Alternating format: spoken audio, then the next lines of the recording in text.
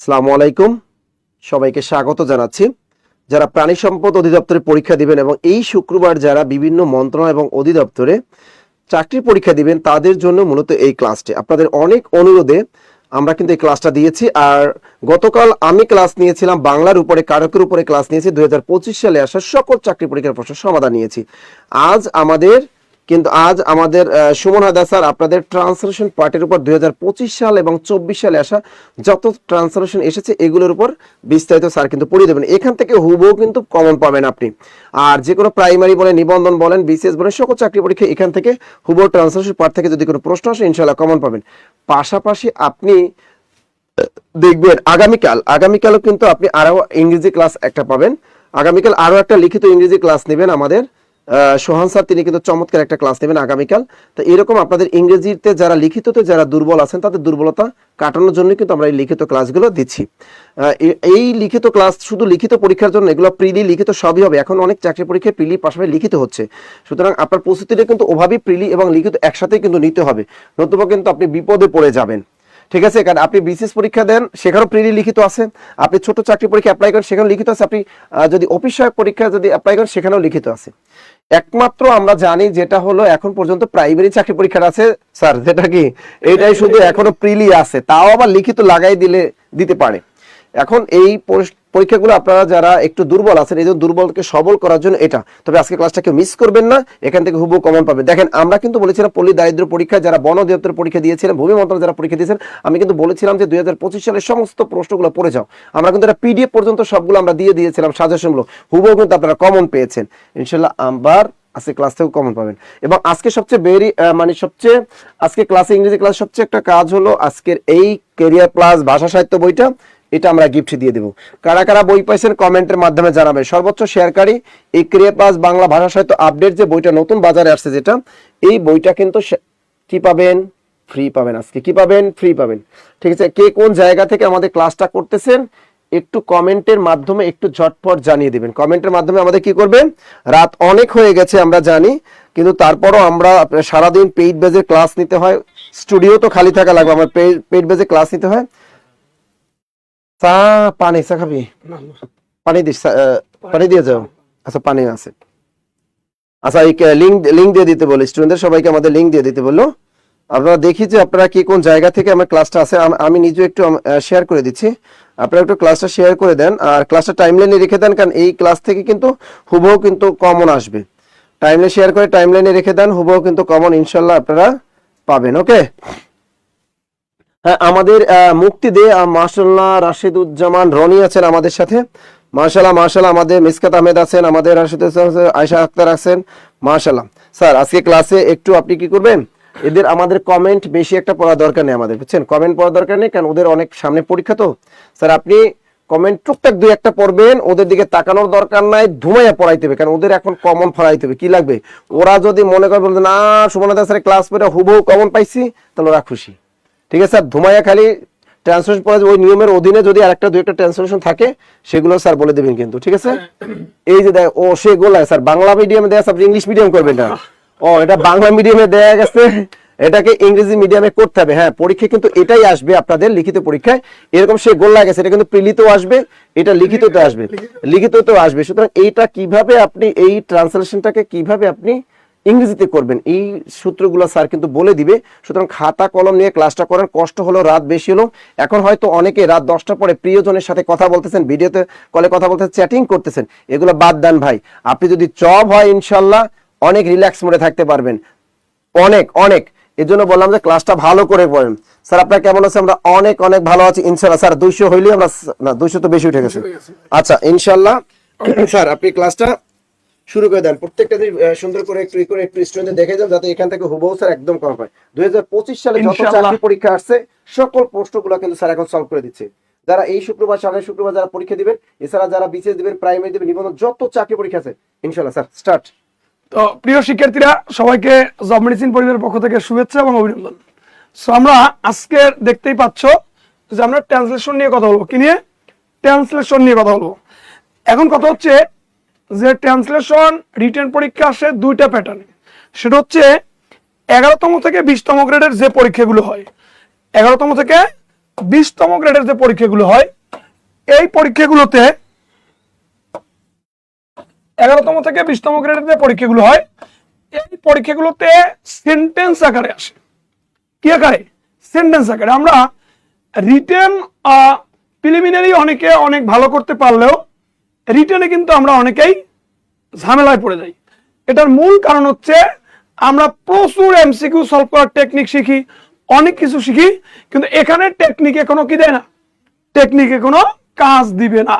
সেই জন্য যেটা করতে হবে সেটা হচ্ছে যেখানে ক্লিয়ারলি বুঝতে হবে। তাহলে তোমরা একটা জিনিস মনে রাখবা, 11তম থেকে 20তম গ্রেডের যে রিটেন হয় সেখানে ট্রান্সলেশন আসে সেন্টেন্স আকারে। কি আকারে? সেন্টেন্স আকারে সবসময় ট্রান্সলেশন আসবে। এবং সেন্টেন্স আকারে যদি ট্রান্সলেশন হয় সেখানে মাথায় রাখতে হবে যে তোমাকে 5টাও দিতে পারে, 3টাও দিতে পারে, 4টাও দিতে পারে, তবে 3টার নিচে দেয় না। কোনো কোনো পরীক্ষায় 3টাও দেখা গেছে, কোনো কোনো পরীক্ষায় 4টাও দেখা গেছে, কোনো কোনো পরীক্ষায় 5টাও দেখা গেছে। এখন কথা হচ্ছে যে আমরা এই যে ট্রান্সলেশন যে সেন্টেন্সগুলো আমরা দেখি, এর ভিতরে যদি তোমাকে 5টা দেয়, কয়টা দেয়? 5টা। মনে রাখবা এর মধ্যে কমপক্ষে 1টা বা 2টা থাকে প্রভাব থেকে, অর্থাৎ প্রবাদ প্রবচন থেকে, যেটাকে আমরা ইংলিশে প্রভাব বলি। এই প্রবাদ প্রবচন থেকে থাকে কয়টা? কমপক্ষে 1টা বা 2টা, যেটা কোনো নিয়ম চলে না, ডিরেক্ট মুখস্থ করতে হবে, ডিরেক্ট মুখস্থ করতে হবে। আর বাকি যে 2টা বা 3টা, এইটা বিভিন্ন রুলস থেকে আসে, বিশেষ করে টেন্স থেকে বা অন্যান্য যে গ্রামাটিক্যাল আইটেমগুলো আছে এগুলো থেকে সাধারণত চলে আসে। সো এই জন্য তোমাকে ট্রান্সলেশন করতে গেলে আগে যে বিষয়টা মাথায় রাখতে হবে, তোমরা এখানে কমন পেতে চাও, যে হুবহু কমন পেতে চাই, তাহলে তোমাদেরকে আমি যে পরামর্শটা দিব সেটা হচ্ছে,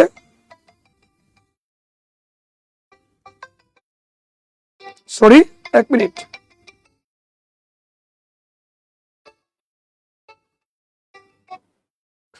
যদি হুবহু কমন পেতে চাও সেক্ষেত্রে তোমাকে কাজটা করতে হবে যে এখানে 2 থেকে কত, 2 থেকে 3টা প্রশ্ন, 2 থেকে কয়টা? 3টা প্রশ্ন। এটা আসবে তোমার গ্রামাটিক্যাল বিভিন্ন নিয়ম থেকে, টেন্স থেকে, আর 1 থেকে 2টা আসবে তোমার প্রবাদ প্রবচন থেকে, অর্থাৎ প্রবাদ থেকে। সো প্রবাদগুলো কোনো নিয়ম চলবে না, এগুলো মুখস্থ করতে হবে। তাহলে এবারে আমরা 25 সালে যে প্রশ্নগুলো আসছে এই প্যাটার্নের কোশ্চেনগুলো আমরা দেখব। সো আমরা ট্রান্সলেশন করতে গেলে দেখো যে এই টাইপের কোশ্চেন আসে। যেমন এখানে একটা কোশ্চেন আসছে, সে গোল্লায় গেছে, সে গোল্লায় গেছে। অনেকে একটু আনসারটা একটু করার চেষ্টা করো কমেন্ট সেকশনে, একটু সবাই একটু আনসারটা করো যে সে গোল্লায় গেছে, এটা আসলে আনসারটা কি হতে পারে? সে গোল্লায় গেছে। দেখো তাহলে সে কি গেছে? গোল্লায় গেছে। তাহলে এখানে তোমাকে একটা ইডমসের অর্থ জানতে হবে যে গোল্লায় যাওয়া মানে কি।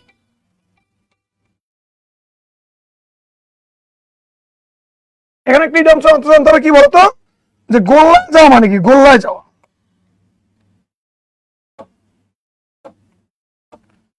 যে গোল্লায় যাওয়া মানে কি? দেখো কি যাওয়া বলতো? গোল্লায় যাওয়া, গোল্লায় যাওয়া। তাহলে গোল্লায় যাওয়া মানে কি? গোল্লায় যাওয়া মানে হচ্ছে যে বিষয়টা,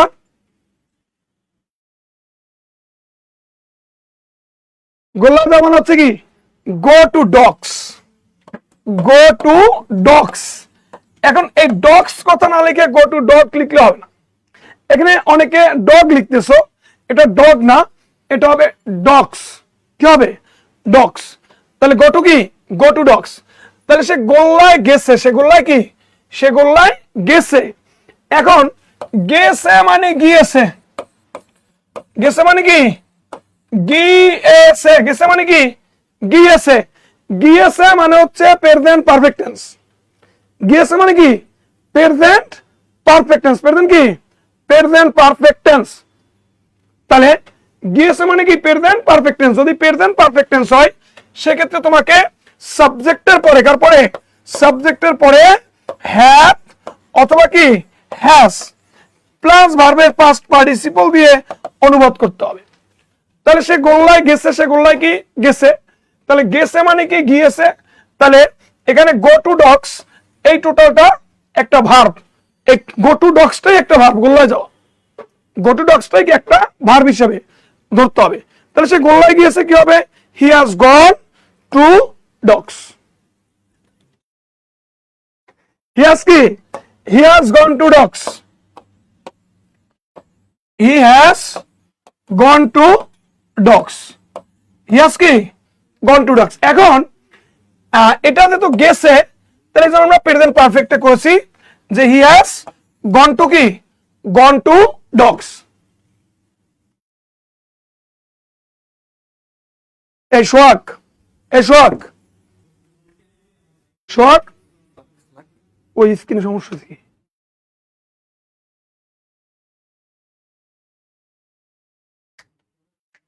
He has gone to dogs. তাড়াতাড়ি তাড়াতাড়ি।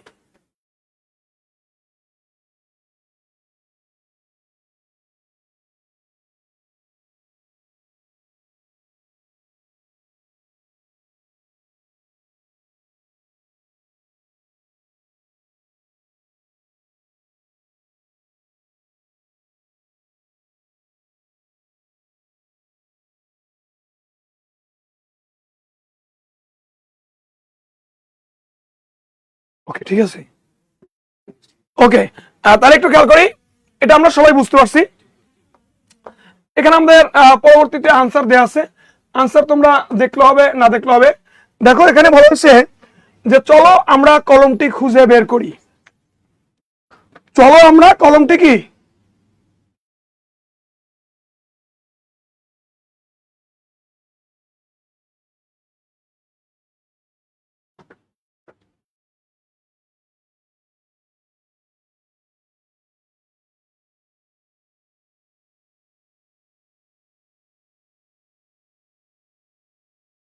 ওকে, ক্লিয়ার, ক্লিয়ার। আচ্ছা,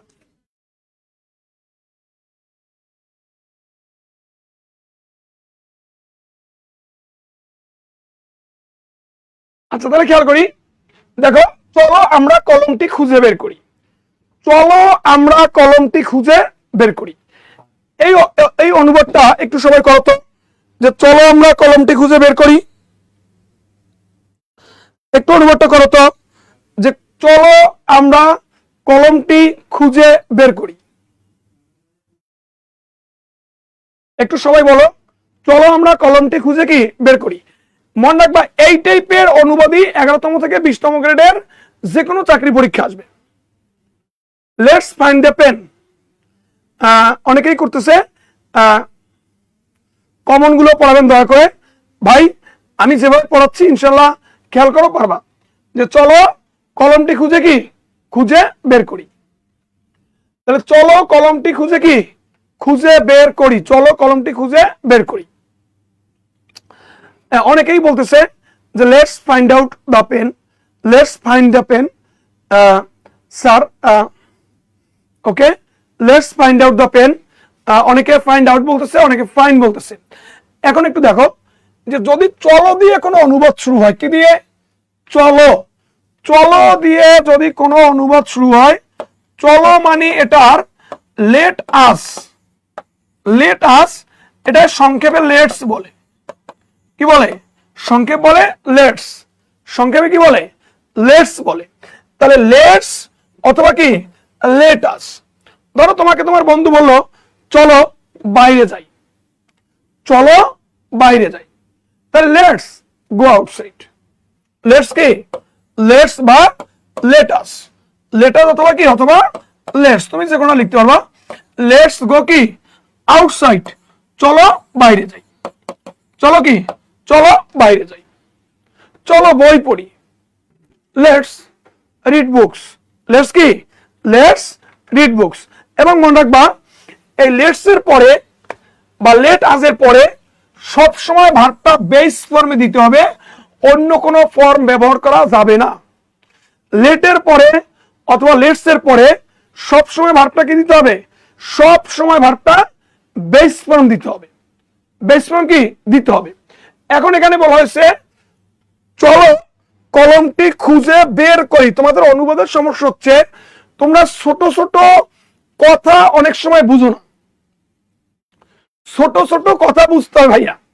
একটা হচ্ছে চলো কলমটি খুঁজি, চলো কলমটি কি খুঁজি, যে কথাটা দেখো যে চলো কলমটি খুঁজি,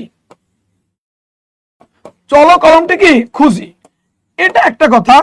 আবার চলো কলমটি খুঁজে বের করি, খুঁজে কি বের করি, এই জায়গাটায় অনেকেই একটা ট্রিক্স ধরতে পারে নাই, যে বের করা শব্দটা, এই যে বের করা, বের শব্দটা যে আছে, যে চলো কলমটি খুঁজি, চলো কলমটি খুঁজে কি বের করি, এই জায়গাটা অনেকে ছোট ছোট কিওয়ার্ড থাকে, এই কিওয়ার্ড গুলোর কারণে পুরো অনুবাদটা মিস্টেক হয়ে যায়।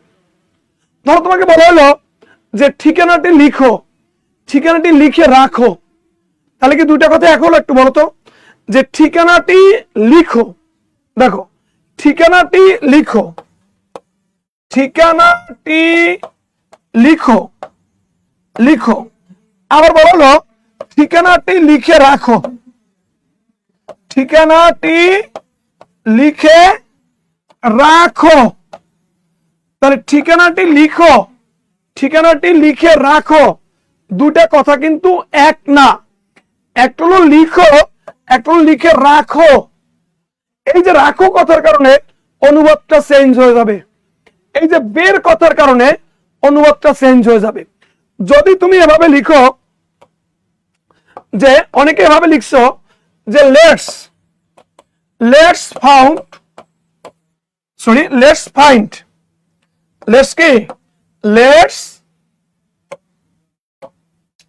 Find the pen, let's find the কি পেন, এটা অনেকে লিখছো।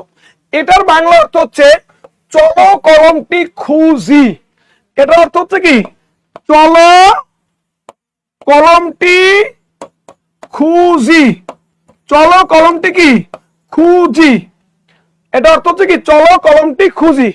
ফাইন্ড মানে কোনো কিছু খোঁজা। আর যখন বলা হয়েছে কলমটি খুঁজে বের করি, কোনো কিছু খুঁজে বের করা মানে হচ্ছে ফাইন্ড আউট, মানে হচ্ছে কি ফাইন্ড আউট। ফাইন্ড আউট মানে কোনো কিছু খুঁজে বের করা, কোনো কিছু খুঁজে কি খুঁজে বের করা, বের করা, কোনো কিছু খুঁজে কি কোনো কিছু খুঁজে বের করা। তার মানে ফাইন্ড আউট মানে হচ্ছে কোনো কিছু খুঁজে কি করা বের করা। তাহলে এখানে বলতে হবে যে let's find out the pen, চলো কলমটি খুঁজে বের করি। তাহলে কি লিখতে হবে বলো, যে লেটস ফাইন্ড আউট দ্য কি pen, let's find out the pen. তাহলে এখানে যখন আউট দিয়েছি, এটা অর্থ হচ্ছে কলমটি খুঁজে বের করি। আর যখন বলবা let's find the pen, let's find the pen, এটা অর্থ হচ্ছে চলো কলমটি খুঁজি। একটা কলমটি খুঁজে বের করি, আর কলমটি কি খুঁজি। তাহলে খুঁজি বললে হবে ফাইন্ড, খুঁজে বের করি বললে কি হবে ফাইন্ড আউট, ফাইন্ড আউট। যেমন তোমাদের বলা হয় ঠিকানাটি লিখো, ঠিকানাটি লিখো, ঠিকানাটি কি লিখো। তাহলে লিখো মানে কি রাইট, ঠিকানাটি address, write the address, write the address. যদি বলা হয় ঠিকানাটি লিখে রাখো, ঠিকানাটি লিখে কি রাখো, তাহলে বলতে হবে রাইট ডাউন দ্য অ্যাড্রেস। এই যে রাইট ডাউন মানে লিখে রাখা, রাইট ডাউন দ্য কি রাইট ডাউন দ্য অ্যাড্রেস। শোনো, তোমরা যখন অনুবাদ শিখবে বা অনুবাদ প্র্যাকটিস করবা, প্রত্যেকটা কথার মধ্যে মাইর পেজ থাকে, এই মাইর পেজ গুলো বুঝতে হবে। যে কলমটি খুঁজে বের করি, কলমটি খুঁজি, ঠিকানাটা লিখো, লিখে রাখো। যখন রাখো কথাটা চলে আসছে, তখন রাইট ডাউন আসছে, তখন কি আসছে রাইট ডাউন আসছে, যে রাইট ডাউন দ্য অ্যাড্রেস, ঠিকানাটা লিখে রাখো। রাইট দ্য অ্যাড্রেস, ঠিকানাটা লিখো। তার মানে হচ্ছে এই কথার যে মায়ের প্যাচ, এই মায়ের প্যাচ গুলো যদি না বুঝতে পারো, কথার যে ঘোজামিল গুলো না বুঝতে পারো, তাহলে কিন্তু অনুবাদে তুমি ভালো করতে পারবা না। আচ্ছা বলো, এই অনুবাদটা সবার ক্লিয়ার হয়েছে কিনা একটু আমাকে কমেন্ট সেকশনে জানাও প্লিজ। এই অনুবাদটা সবার ক্লিয়ার হয়েছে কিনা একটু আমাকে কমেন্ট সেকশনে জানাও। একটু কমেন্ট সেকশনে জানাও অনুবাদটা সবার ক্লিয়ার হয়েছে কিনা এবং তোমরা বুঝতে পারতেছো কিনা, সবাই বলো। এবং নন ক্যাডার রিটেন পরীক্ষায় এই টাইপেরই অনুবাদ আসবে। একটু সবাই বলো বুঝতে পারছো কিনা, একটু কমেন্ট সেকশনে বলো। আমরা পরবর্তী অনুবাদ চলে যাব, ততক্ষণে বলতে থাকো যে আমরা বুঝতে পারছি কিনা।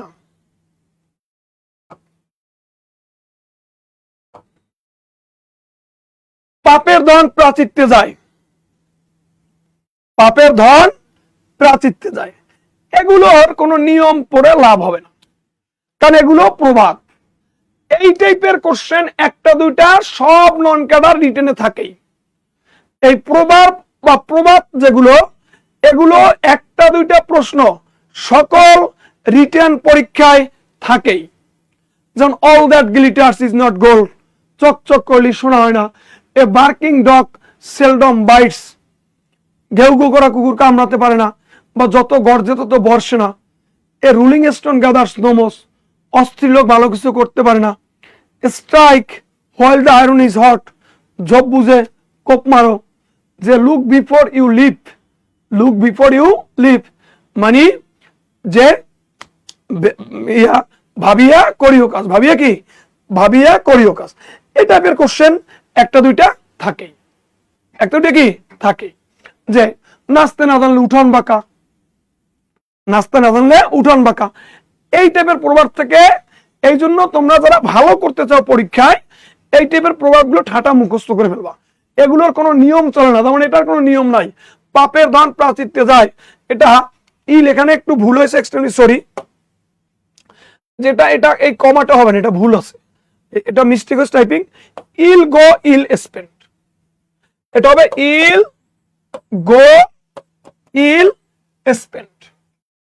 ইল গো কি, ইল গো ইল কি, ইল স্পেন্ড, এটা যাই আছে তাই হবে। এগুলোর কোনো প্রভাবের কোনো নিয়ম চলে না।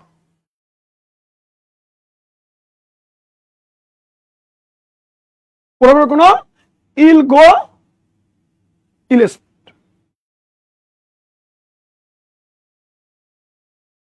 তাহলে এই জিনিসগুলো কখনো কি, লুক বিফোর ইউ লিভ। ওকে, 10টা বাজতে 15 মিনিট বাকি, 10টা বাজতে 15 মিনিট বাকি। এই টাইপের কোশ্চেন বিভিন্ন পরীক্ষায় দেখা গেছে। এই সময় সম্পর্কিত, এই সময় সম্পর্কিত যে বিষয়গুলো আছে, এইগুলো তোমরা একটু ভালো করে দেখবা। এগুলো বিভিন্ন চাকরি পরীক্ষায় প্রচুর পরিমাণে দেখা গেছে যে 10টা বাজতে কত মিনিট বাকি, 15 মিনিট বাকি, 15 মিনিট বাকি। তাহলে ঘড়ির টাইম সাধারণত ইট দিয়ে শুরু হয়, কি দিয়ে শুরু হয়, ইট দিয়ে শুরু হয়। তাহলে ইট দিয়ে যদি শুরু হয়, তাহলে তোমাকে এটা কি করতে হবে, যে 15 মিনিট বাকি, 15 মিনিট বাকি। এই অনুবাদটা একটু সবাই করো তো, 15 মিনিট বাকি।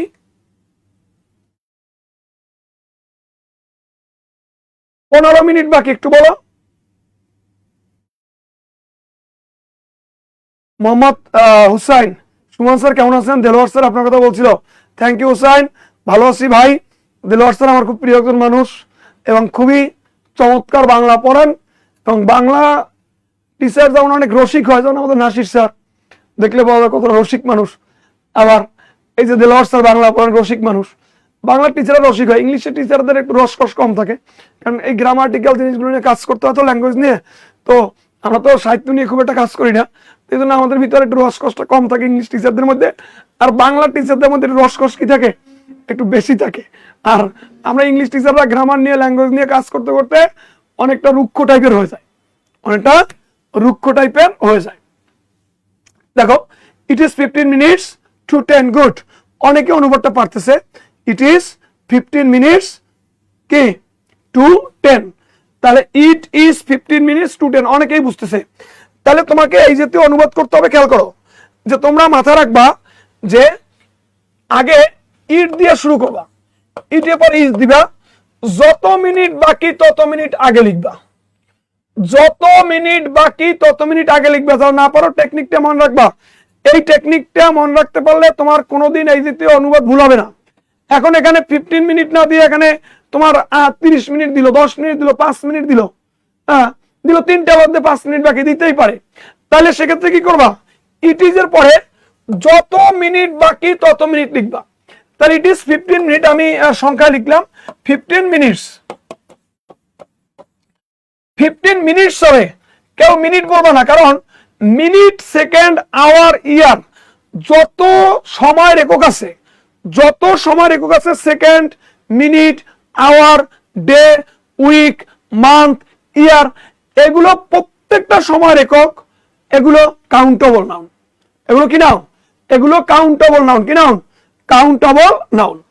তাহলে যেহেতু কাউন্টেবল নাউন, এই জন্য কি করতে হবে, আমাকে এই 15 যেহেতু আছে এটাকে পুরো করে দিতে হবে যে it is 15 minutes. It is কি 15 মিনিটস। ইট ইজ কি 15 মিনিটস, 15 মিনিট বাকি। ইট ইজ কি 15 মিনিটস। এবার কয়টা বাজতে? 10টা বাজতে। এটা 2 দিবা, 2 10, 2 কি 2 10, 2 10। তাহলে ইট ইজ 15 মিনিটস টু 10। এখন যদি বলি লেখো 3টা বাজতে 5 মিনিট বাকি, লিখো যে 3টা বাজতে 5 মিনিট বাকি, 5 মিনিট বাকি। এটা অনুবাদ করো যে 3টা বাজতে 5 মিনিট বাকি, 3টা বাজতে কি 5 মিনিট বাকি। তাহলে আমরা প্রথমে ইট ইজ দিব, যত মিনিট বাকি তত মিনিট দিব, 2 দিব, এরপর যে কয়টা বাজতে ওই কয়টা দিব, যে কয়টা বাজতে কি ওই কয়টা দিব, ওই কয়টা কি ওই কয়টা দিব। তাহলে সবাই একটু লিখো, সবাই লিখো যে 3টা বাজতে 5 মিনিট বাকি।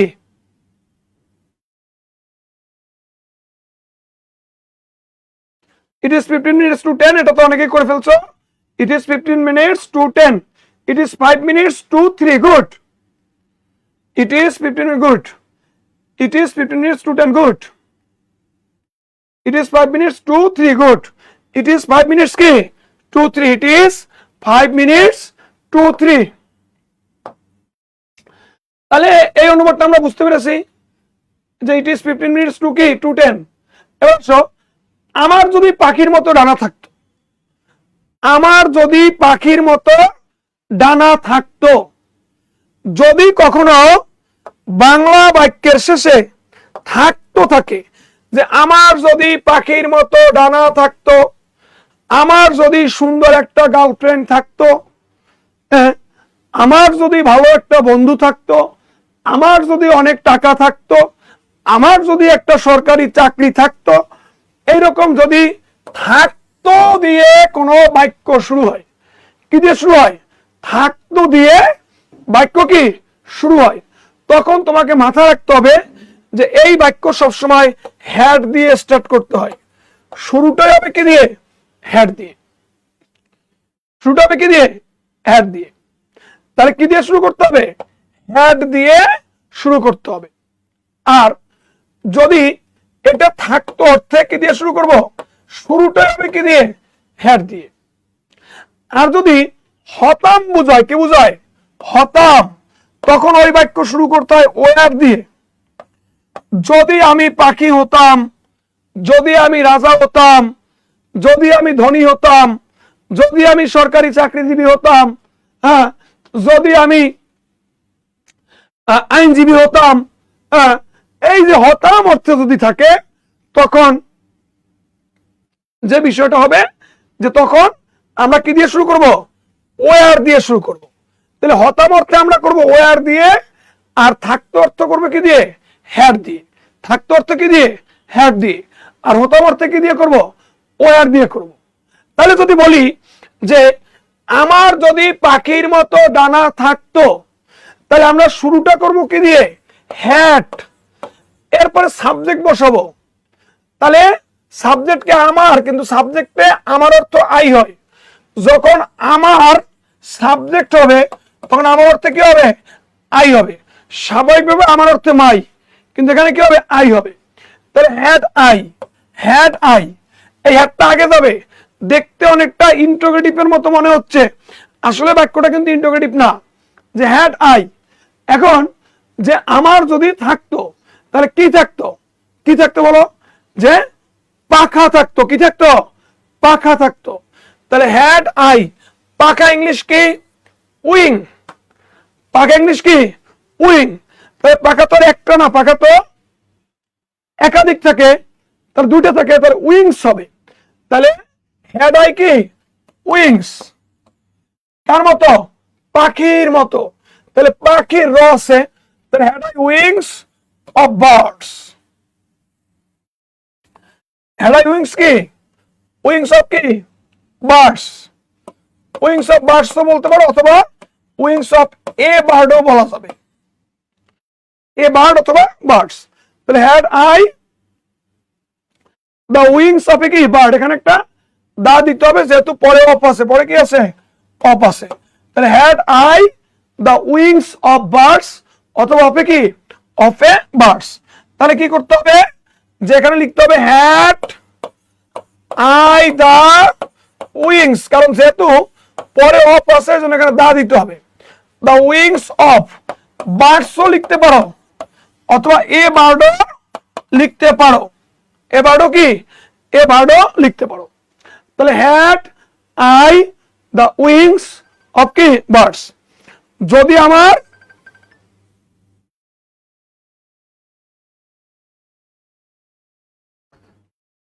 আমার পাখির মতো কি থাকতো? ডানা থাকতো। যদি আমার পাখির মতো কি? ডানা থাকতো।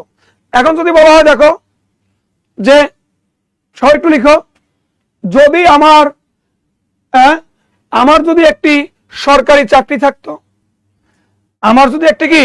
সরকারি চাকরি থাকতো, তাহলে কি হবে? একটু অনুবাদ করো। আমার যদি একটি সরকারি চাকরি থাকতো, তাহলে বলো যে আমার যদি একটি সরকারি চাকরি থাকতো, আমার যদি একটি সরকারি চাকরি কি? চাকরি থাকতো, আমার যদি একটি সরকারি কি? চাকরি থাকতো,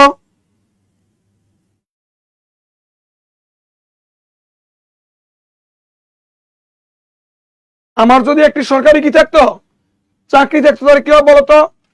আমার যদি একটি সরকারি চাকরি থাকতো,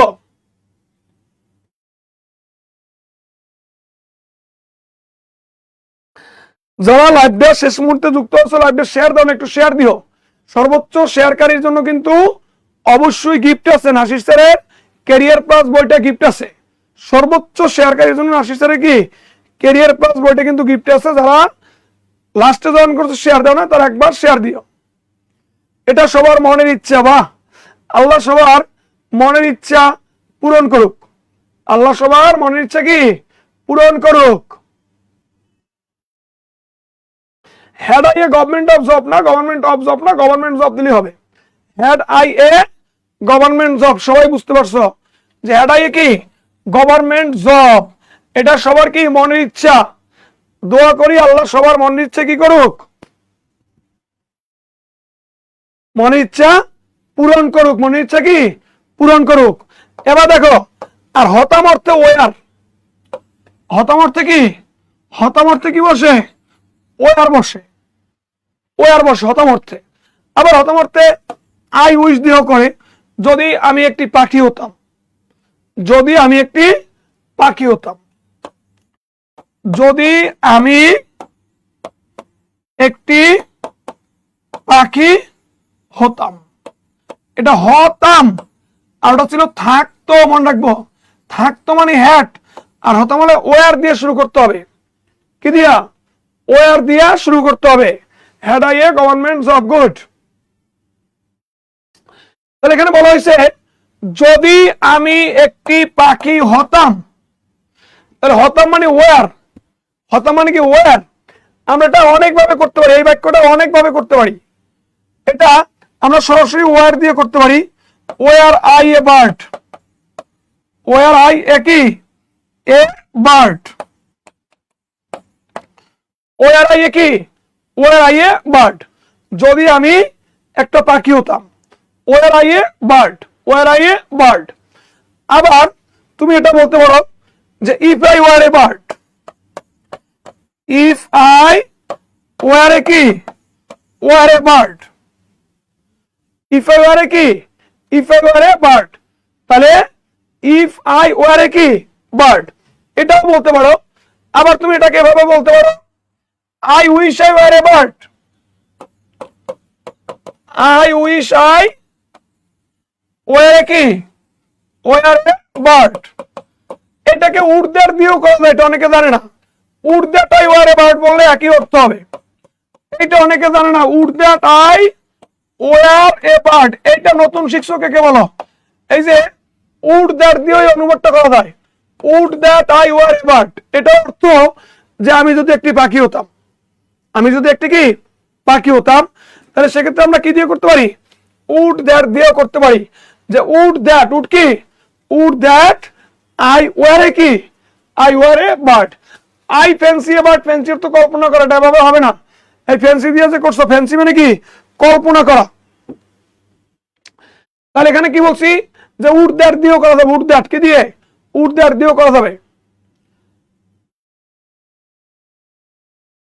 if I were a bird, would that দিয়ে ওটা করা যাবে। ওকে, তাহলে আমরা এই দুটো সেন্টেন্স ইনশাআল্লাহ করতে পারবো। এবার আসো, had I the wings of a bird. দেখো 3 ঘন্টা যাবত বৃষ্টি হচ্ছে, 3 ঘন্টা যাবত বৃষ্টি হচ্ছে। এই জাতীয় সেন্টেন্স প্রেজেন্ট পারফেক্ট কন্টিনিউয়াস, কোন সময় ধরে কাজ চলতেছে, কোন সময় ধরে কি would that I were a bird, good. কোন সময় ধরে কাজ কি কাজ চলতেছে, এই ধরনের সেন্টেন্স সাধারণত করতে হবে প্রেজেন্ট পারফেক্ট কন্টিনিউয়াস টেন্স দিয়ে। 3 ঘন্টা যাবত, 2 ঘন্টা যাবত, 5 ঘন্টা যাবত, 6 ঘন্টা যাবত, 3 দিন যাবত, এরকম যদি হয়, বা সকাল থেকে বিকেল থেকে, এরকম হলে 2000 সাল থেকে, এক্ষেত্রে প্রেজেন্ট পারফেক্ট কন্টিনিউয়াস বা পাস্ট পারফেক্ট কন্টিনিউয়াস অর্থাৎ পারফেক্ট কন্টিনিউয়াস টেন্সে করতে হবে। যেহেতু হচ্ছে, তাহলে present perfect continuous, present perfect কি কন্টিনিউয়াস টেন্সে করতে হবে। যে বৃষ্টি হওয়া মানে কি, বৃষ্টি হওয়া মানে এটা it is raining, it is কি ইট ইজ রেইনিং মানে কি বৃষ্টি হচ্ছে। কখন 3 ঘন্টা যাবত কথা থাকলে ফর হবে, যাবত ব্যাপিয়ে থাকলে ফর, মনে রাখবা। এটা সবাই কমেন্টসে লিখো যে যাবত ব্যাপিয়ে থাকলে কি ফর, সবাই কমেন্টসে লিখো, সবাই সবাই। যাবত ব্যাপিয়ে থাকলে সিন্স ফর, আর হইতে থেকে থাকলে সিন্স, সবাই কমেন্টসে লিখো সবাই। হইতে থেকে থাকলে কি হবে? সিন্স হবে। সবাই কমেন্টসে লিখো যাবত ব্যাপিয়ে থাকলে ফর, হইতে থেকে থাকলে সিন্স। সবাই কমেন্টসে লিখে ফেলো যে যাবত ব্যাপিয়ে থাকলে ফর। কমেন্টসে লিখলে তোমার এটা মনে একবার দাগ কেটে থাকবে, মনে কি কাটবে? দাগ কেটে থাকবে যে যাবত ব্যাপিয়ে থাকলে কি, যাবত ব্যাপিয়ে থাকলে ফর, আর হইতে থেকে থাকলে কি হবে? হইতে থেকে থাকলে হবে সিন্স। যাবত ব্যাপিয়ে থাকলে ফর, হইতে থেকে থাকলে কি হবে? সিন্স হবে। তাহলে এখানে it has been raining for কি 3 আওয়ার্স। তাহলে দেখো ইট ইজ রেইনিং, এখানে ইট ইজ দেওয়া যাবে না। কেন দেওয়া যাবে না? প্রেজেন্ট পারফেক্ট কন্টিনিউয়াস, এখন কি দিতে হবে? ইট ইজ না দিয়ে কি দিব? It has. যে ইট ইজ রেইনিং মানে বৃষ্টি হচ্ছে। এখন যখন আমি এখানে সময় দিব, তখন এটা প্রেজেন্ট কন্টিনিউয়াস তখন কি করব? প্রেজেন্ট পারফেক্ট করব। তখন করতে হবে ইট হ্যাজ। কি করতে হবে? ইট হ্যাজ বিন, ইট কি হ্যাজ বিন রেইনিং। তাহলে যদি আমি প্রেজেন্ট কন্টিনিউয়াস করতাম, তাহলে ইট ইজ রেইনিং বৃষ্টি হচ্ছে। আর যখন বলছে 3 ঘন্টা যাবত বৃষ্টি হচ্ছে, তখন বলতে হবে ইট হ্যাজ বিন রেইনিং। ইট কি ইট হ্যাজ বিন কি it has been raining, it has been কি রেইনিং। কখন থেকে বলো? সকাল থেকে, সরি 3 ঘন্টা যাবত। ফর 3 আওয়ার্স, ফর কি, ফর 3 আওয়ার্স।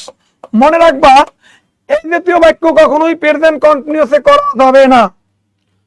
এই জাতীয় বাক্য কখনোই কি প্রেজেন্ট কন্টিনিউয়াসে করা যাবে না।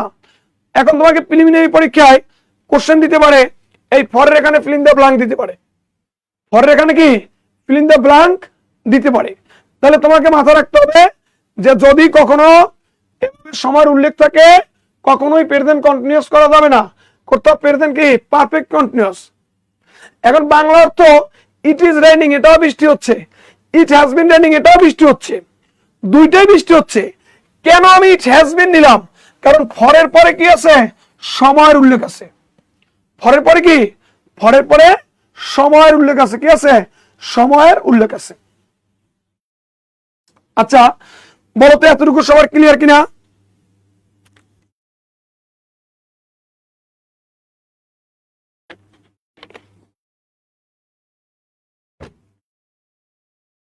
এখন যদি বলা হয় দেখো যে ছেলেটি সকাল থেকে কান্না করতেছে, ছেলেটি সকাল থেকে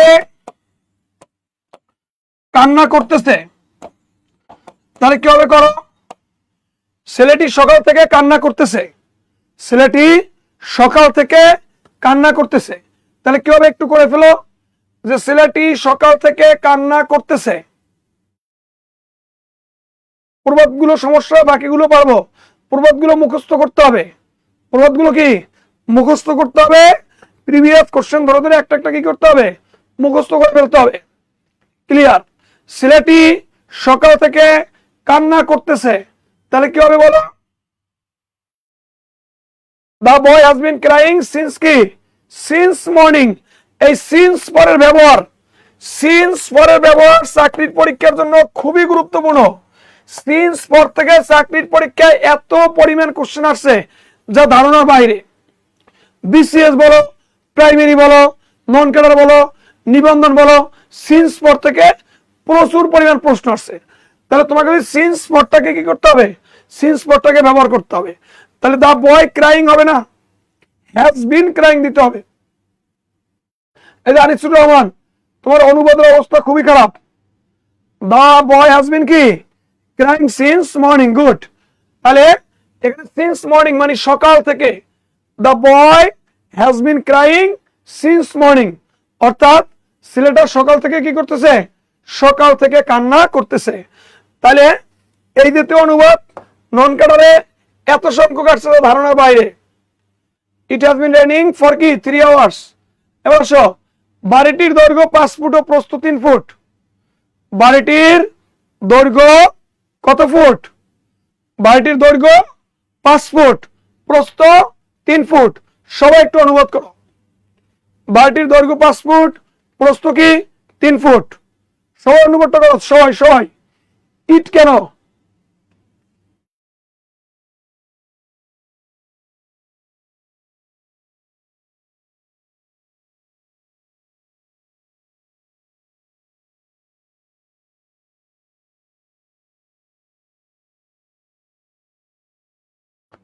সবাই লিখো সবাই।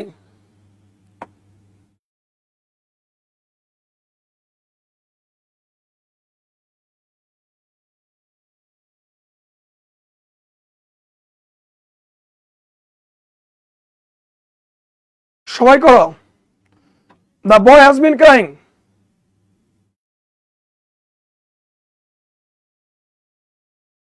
সবাই করে ফেলো, সবাই সবাই।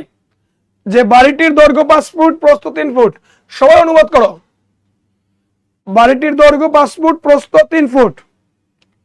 The length of the house is 5 feet and the width is 3 feet. Good.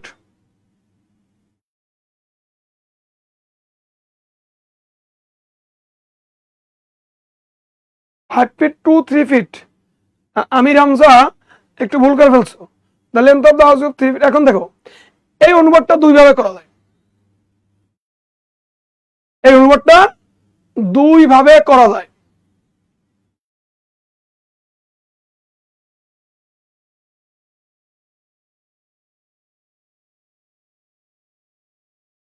এই যে সুমন খুব সুন্দর অনুবাদটা করছে। সুমন যেটা করছে যে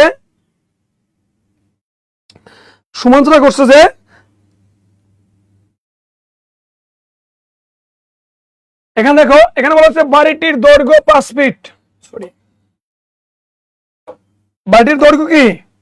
দৈর্ঘ্য 5 ফিট আর প্রস্থ কত? 3 ফিট। দৈর্ঘ্য মানে কি? লেন্থ। আর প্রস্থ মানে কি? ওয়াইড। তাহলে এখানে নাউন হবে বাড়িটির দৈর্ঘ্য। বাড়িটির কি? দৈর্ঘ্য। বাড়িটির দৈর্ঘ্য। এটা দুইভাবে না কয়েকভাবে করা যায়।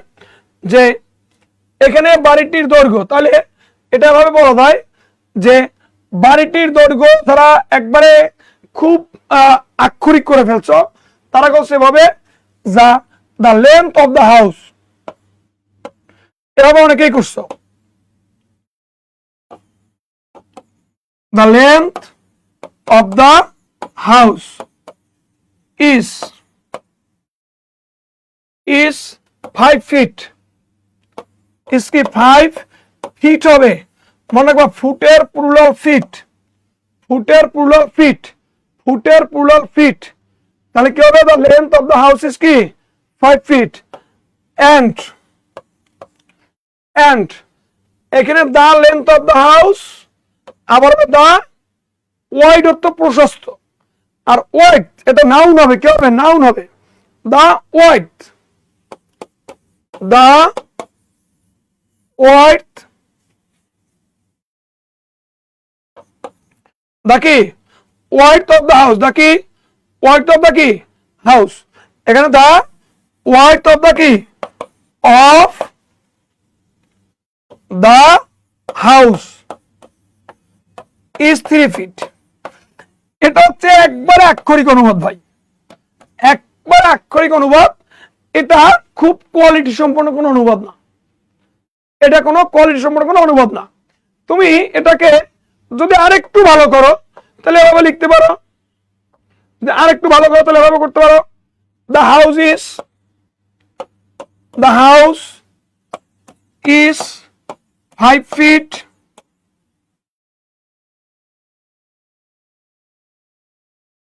5 feet length। The house is কি 5। এখানে তখন যেহেতু এটা নাউন হবে 5 ফুট লেন্থ হবে। 5 ফুট কি length. Length and 3 foot wide হবে। এটা করতে পারো। The house is 5 feet length and 3 feet কি ওয়াইড। এটা করতে পারো। এটা করতে পারো মোটামুটি স্ট্যান্ডার্ড। যে সবচেয়ে ভালো করতে চাও, যদি সবচেয়ে ভালো করতে চাও তাহলে এটা আর সবচেয়ে স্ট্যান্ডার্ড মানে অনুবাদ হচ্ছে যে দৈর্ঘ্য প্রস্থ দিয়ে বলা থাকে, এটা বাই প্রিপোজিশন দিয়ে করা যায়। সবচেয়ে স্ট্যান্ডার্ড অনুবাদ হচ্ছে the house is The house is 5 feet by 3 feet। By কি 3 feet। The house is 5 feet by কি 3 feet। এটা হচ্ছে সবচেয়ে স্ট্যান্ডার্ড অনুবাদ। সবচেয়ে স্ট্যান্ডার্ড অনুবাদ হচ্ছে যে তুমি আগে দৈর্ঘ্য লিখবা, বাই লিখে এরপর প্রস্থ লিখবা, এবং এই অনুবাদটা সবাই করবা। এই অনুবাদটা সবাই করবা। The house is 5 feet by কি 3 ফিট। এটা হচ্ছে সবচেয়ে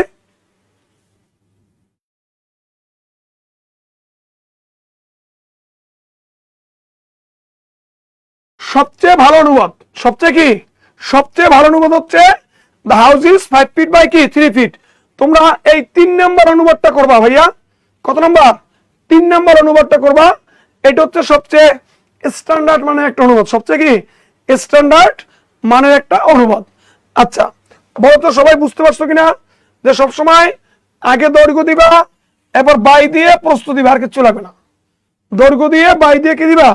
প্রস্থ দিবা।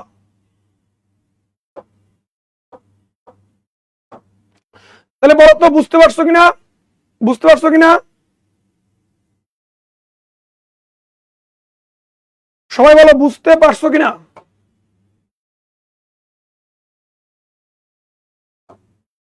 এবার সব আমি এখান থেকে কিভাবে যাব, আমি এখান থেকে কিভাবে যাব, এটা ইন্টারোগেটিভ সেন্টেন্স, যে আমি এখান থেকে কিভাবে যাব। তাহলে একটু অনুবাদটা সবাই করো তো, আমি এখান থেকে কিভাবে যাব, সবাই একটু করো তো। আমি এখান থেকে কিভাবে যাব, তাহলে কিভাবে সবসময় মনে রাখবা হাউ দিয়ে শুরু করতে হবে। তাহলে ইন্টারোগেটিভ সেন্টেন্সের গঠন হচ্ছে প্রথমে ডাব্লিউএইচ ওয়ার্ড, এরপরে অক্সিলারি ভার্ব, এরপরে সাবজেক্ট, এরপরে প্রিন্সিপাল ভার্ব, এরপরে যা কিছু থাক থাক। মূল গঠন হচ্ছে WH word, auxiliary verb, subject, principal verb.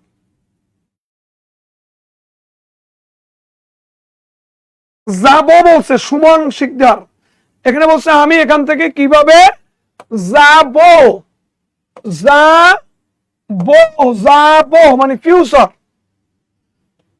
এই অনেকেই ডু দিয়ে করতেছো, এখানে বলছে যাব, যাব বাংলা ক্রিয়া শেষে ব থাকলে শ্যাল বা উইল হয়। বাংলা ক্রিয়া শেষে ব থাকলে কি হয়, শ্যাল বা কি হয়, শ্যাল বা উইল হয়। তাহলে আমি এখান থেকে কিভাবে যাব, তাহলে কিভাবে যাব, কিভাবে যাব, তাহলে এখানে বলা হবে যে আমি এখান থেকে যাব, আমি এখান থেকে যাব। তাহলে আমি এখান থেকে যাব কি হবে, I will go, I will কি go from here, I will go from কি হিয়ার, আমি এখান থেকে যাব। আমি এখান থেকে কিভাবে যাব, তখন এই উইলটা সাবজেক্টের আগে আসবে, সাবজেক্টের আগে আসবে, উইল বা শ্যাল, উইল এর আগে একটা হাউ দিব, যে how will I go from here, যে how will I go from কি হিয়ার, আমি এখান থেকে কিভাবে যাব।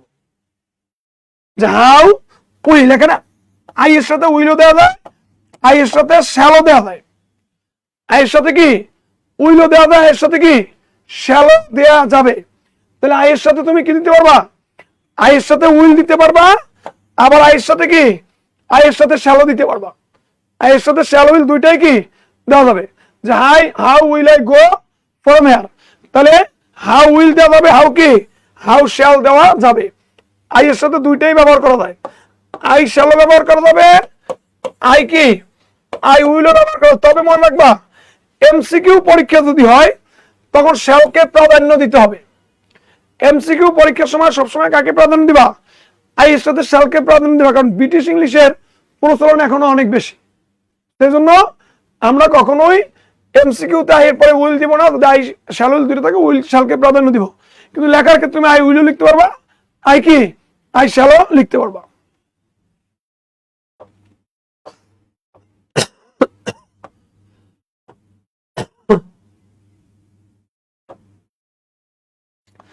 নাচতে না জানলে উঠান বাঁকা, এটা কোনো রুলস চলবে না।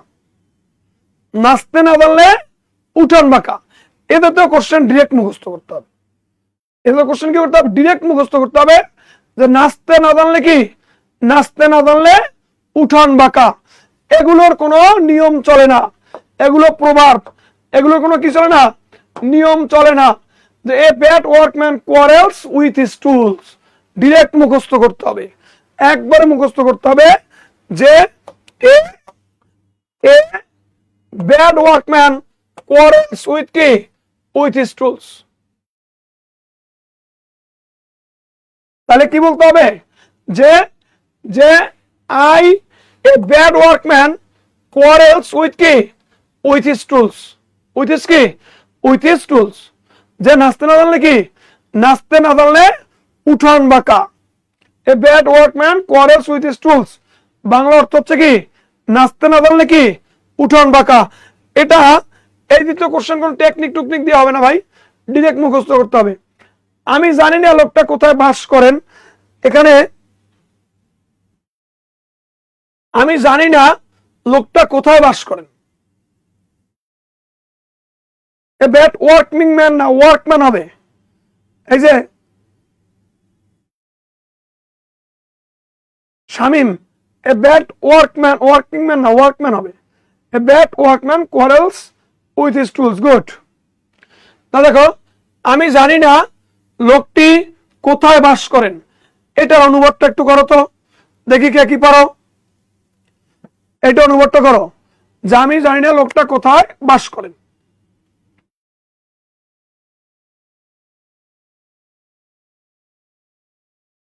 আমি জানি না লোকটা কোথায় বাস করেন। I don't know where the man lives. Good. Emon Shah, Emon Shah অনেক ভালো অনুবাদ পারে। তাহলে কি বলা হয়েছে যে আমি জানি না। আমি জানি না ইংলিশ কি? আমি জানি না, I don't no. I don't no, আমি জানি না। আমি জানি না মানে কি? I don't no. এখন মনে রাখবা, যখন দুইটা ক্লজ থাকবে, এইটা প্রিন্সিপাল ক্লজ, এর পরেরটা হবে সাবঅর্ডিনেট ক্লজ। লোকটা কোথায় বাস করে, এই কোথায় শব্দটা আগে আসবে। তাহলে কোথায় শব্দটা যদি আগে আসে, তাহলে ইন্টারোগেটিভ করা যাবে না। মনে রাখবা, যদি এরকম কোশ্চেন আসে, তাহলে ডাব্লিউএস ওয়ার্ডের পরেই সাবজেক্ট নিতে হবে, এরপরে ভার্ব নিতে হবে। কারণ এই সাবঅর্ডিনেট ক্লজকে কখনো কোশ্চেন করা যায় না। সাবঅর্ডিনেট ক্লজকে কখনো প্রশ্ন করা যায় না। তাহলে আই ডোন্ট নো, আমি জানি না। আই ডোন্ট নো কি? আমি জানি না যে কোথায় লোকটা বাস করে। এই যে হোয়ার, মনে রাখবা, কখনোই এরকম কোশ্চেন আসলে ডাব্লিউএস ওয়ার্ডের পরে সাবজেক্ট নিতে হবে। কখনো ডাব্লিউএস ওয়ার্ডের পরে অক্সিলারি ভার্ব নিয়ে ইন্টারোগেটিভ করা যাবে না, কখনোই ইন্টারোগেটিভ করা যাবে না। তাহলে আই ডোন্ট নো, আমি জানি না, হোয়ার দ্য ম্যান, লোকটি। হোয়ার কি? দ্য ম্যান, সাবজেক্ট নিতে হবে। হোয়ার the man, man third person singular, তার লিভস হবে। হোয়ার the man leaves. I don't know where the man leaves.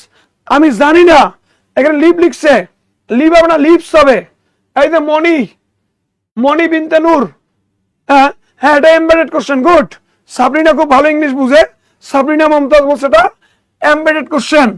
Embedded কোশ্চেনে কখনোই ডাব্লিউএস ওয়ার্ড এরপরে অক্সিলারি ভার্ব বসিয়ে কোশ্চেন বানানো যায় না।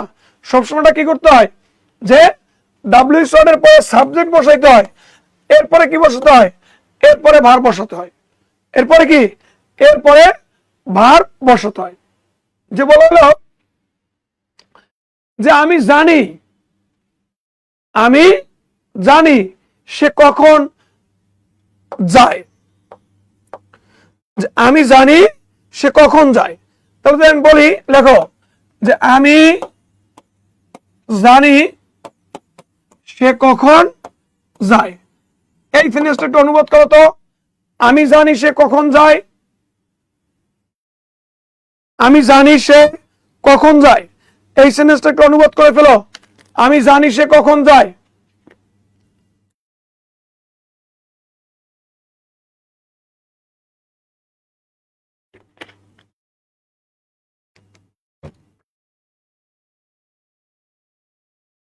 আমি জানি সে কখন যায়। I don't know where the man lives. Good. এটা একটু সবাই করে ফেলো যে আমি জানি সে কখন যায়। I know when he goes. Good. I know when he goes. তাহলে আমি জানি মানে কি? আই নো সে কখন যায়। তাহলে I know when he goes. I know when হি কি? গোস। আমি জানি সে কখন যায়। আই নো হোয়েন হি কি? হোয়েন হি গোস। আমি জানি সে কখন যায়। তাহলে এই টাইপের অনুবাদ আসলে তোমরা পারবা। I don't know where the man leaves. ছেলেটি কি খেয়েছিল? ইন্টারোগেটিভ চিহ্ন। ছেলেটি কি খেয়েছিল? ছেলেটি কি খেয়েছিল? সবাই অনুবাদটা করে ফেলো যে ছেলেটি কি খেয়েছিল।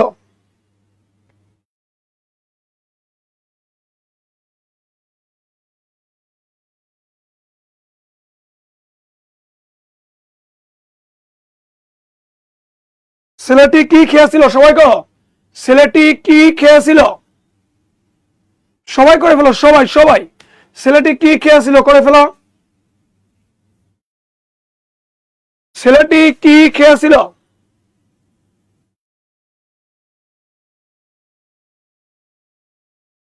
দেখ এখানে বলা হয়েছে যে ইন্টারোগেটিভ চিহ্ন, ইন্টারোগেটিভ কোশ্চেন, তাহলে ইন্টারোগেটিভ সেন্টেন্স যাতে এটা WH দিয়ে শুরু হবে। তাহলে কি খেয়েছিল? আগে বলবা ছেলেটি খেয়েছিল। ছেলেটি কি খেয়েছিল?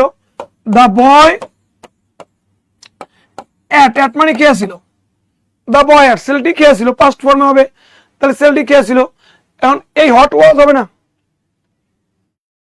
হট ওয়াজ দিয়ে কি করছে? তাহলে কি খেয়েছিল? তাহলে আমরা হট দিব, কি দিব? হট। যেহেতু হট দিয়েছি তাহলে এখানে কোনো অক্সিলারি ভার্ব নেই, তাহলে ডু ডট নিতে হবে। তাহলে হট খেয়েছিল মানে পাস্ট, ডিড হবে।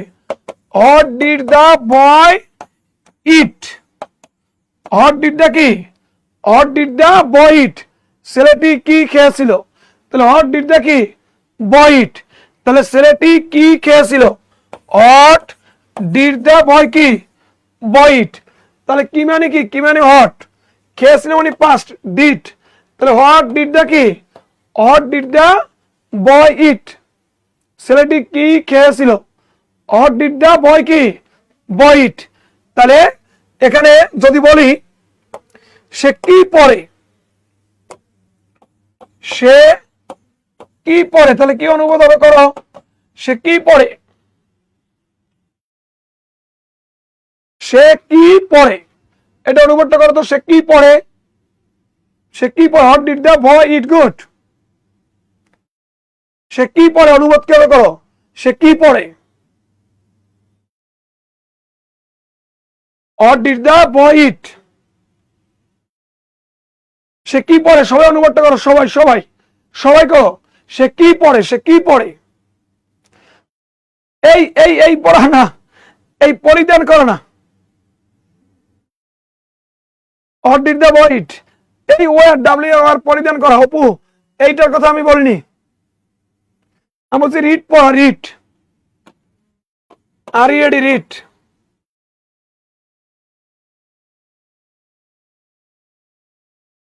What does he read? Good. What does he read? তাহলে জাতীয় অনুবাদ তোমরা পারবা। এটা তো সব প্রিভিয়াস আসা কোশ্চেন। তুমি আসার পর আমি বাইরে গিয়েছিলাম। তুমি আসার পর আমি বাইরে গিয়েছিলাম। এই দ্বিতীয় বাক্য 2-3 ভাবে করা যাবে। সিম্পল সেন্টেন্সে করা যাবে, আবার কমপ্লেক্স সেন্টেন্সেও করা যাবে। তুমি আসার পর আমি বাইরে গিয়েছিলাম, দুইটা কাজ হচ্ছে। এক হলো তুমি আসার পর, আরেকটা কাজ হচ্ছে আমি বাইরে গিয়েছিলাম। একটু সবাই কমেন্টস করো, এই দুইটা কাজের মধ্যে কোন কাজটা আগে হয়েছে? তুমি আসার পর আমি বাইরে গিয়েছিলাম। এবার বলো এই দুইটার মধ্যে কোন কাজটা আগে হয়েছে? বলো। তুমি আসার পর আমি বাইরে গিয়েছিলাম, একটু বলো তো কোন কাজটা আগে হয়েছে? একটু কমেন্ট সেকশনে জানাও কোন কাজটা আগে হয়েছে, এটা একটু কমেন্টস করে জানাও। যে তুমি আসার পর আমি বাইরে গিয়েছিলাম, বলো কোন কাজটা আগে ঘটছে? একটু বলো কোন কাজটা আগে ঘটছে, একটু বলো।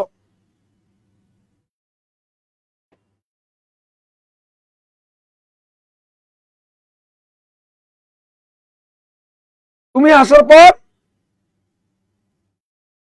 আমি বাইরে গিয়েছিলাম, আসা, তুমি আসার পর। গুড। তাহলে তুমি আসার পর এটা হচ্ছে আগে, আর এটা হচ্ছে কি? এটা হচ্ছে পরে। মনে রাখবা দুইটাই অতীতকালে। তুমি আসার পর আমি গিয়েছিলাম, গিয়েছিলাম কি অতীত। যদি অতীতকালে দুইটা কাজ ঘটে, আগে যেটা ঘটে সেটা হলো পাস্ট পারফেক্ট। পাস্ট কি? Past perfect. পরে যেটা ঘটে সেটা হচ্ছে কি?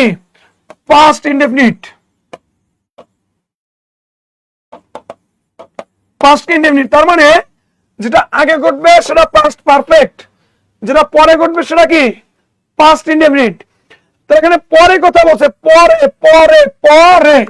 মনে রাখবা যদি পরে কথা উল্লেখ থাকে, পরের আগে, সবাই একটু এই টেকনিকটা মাথায় রেখো।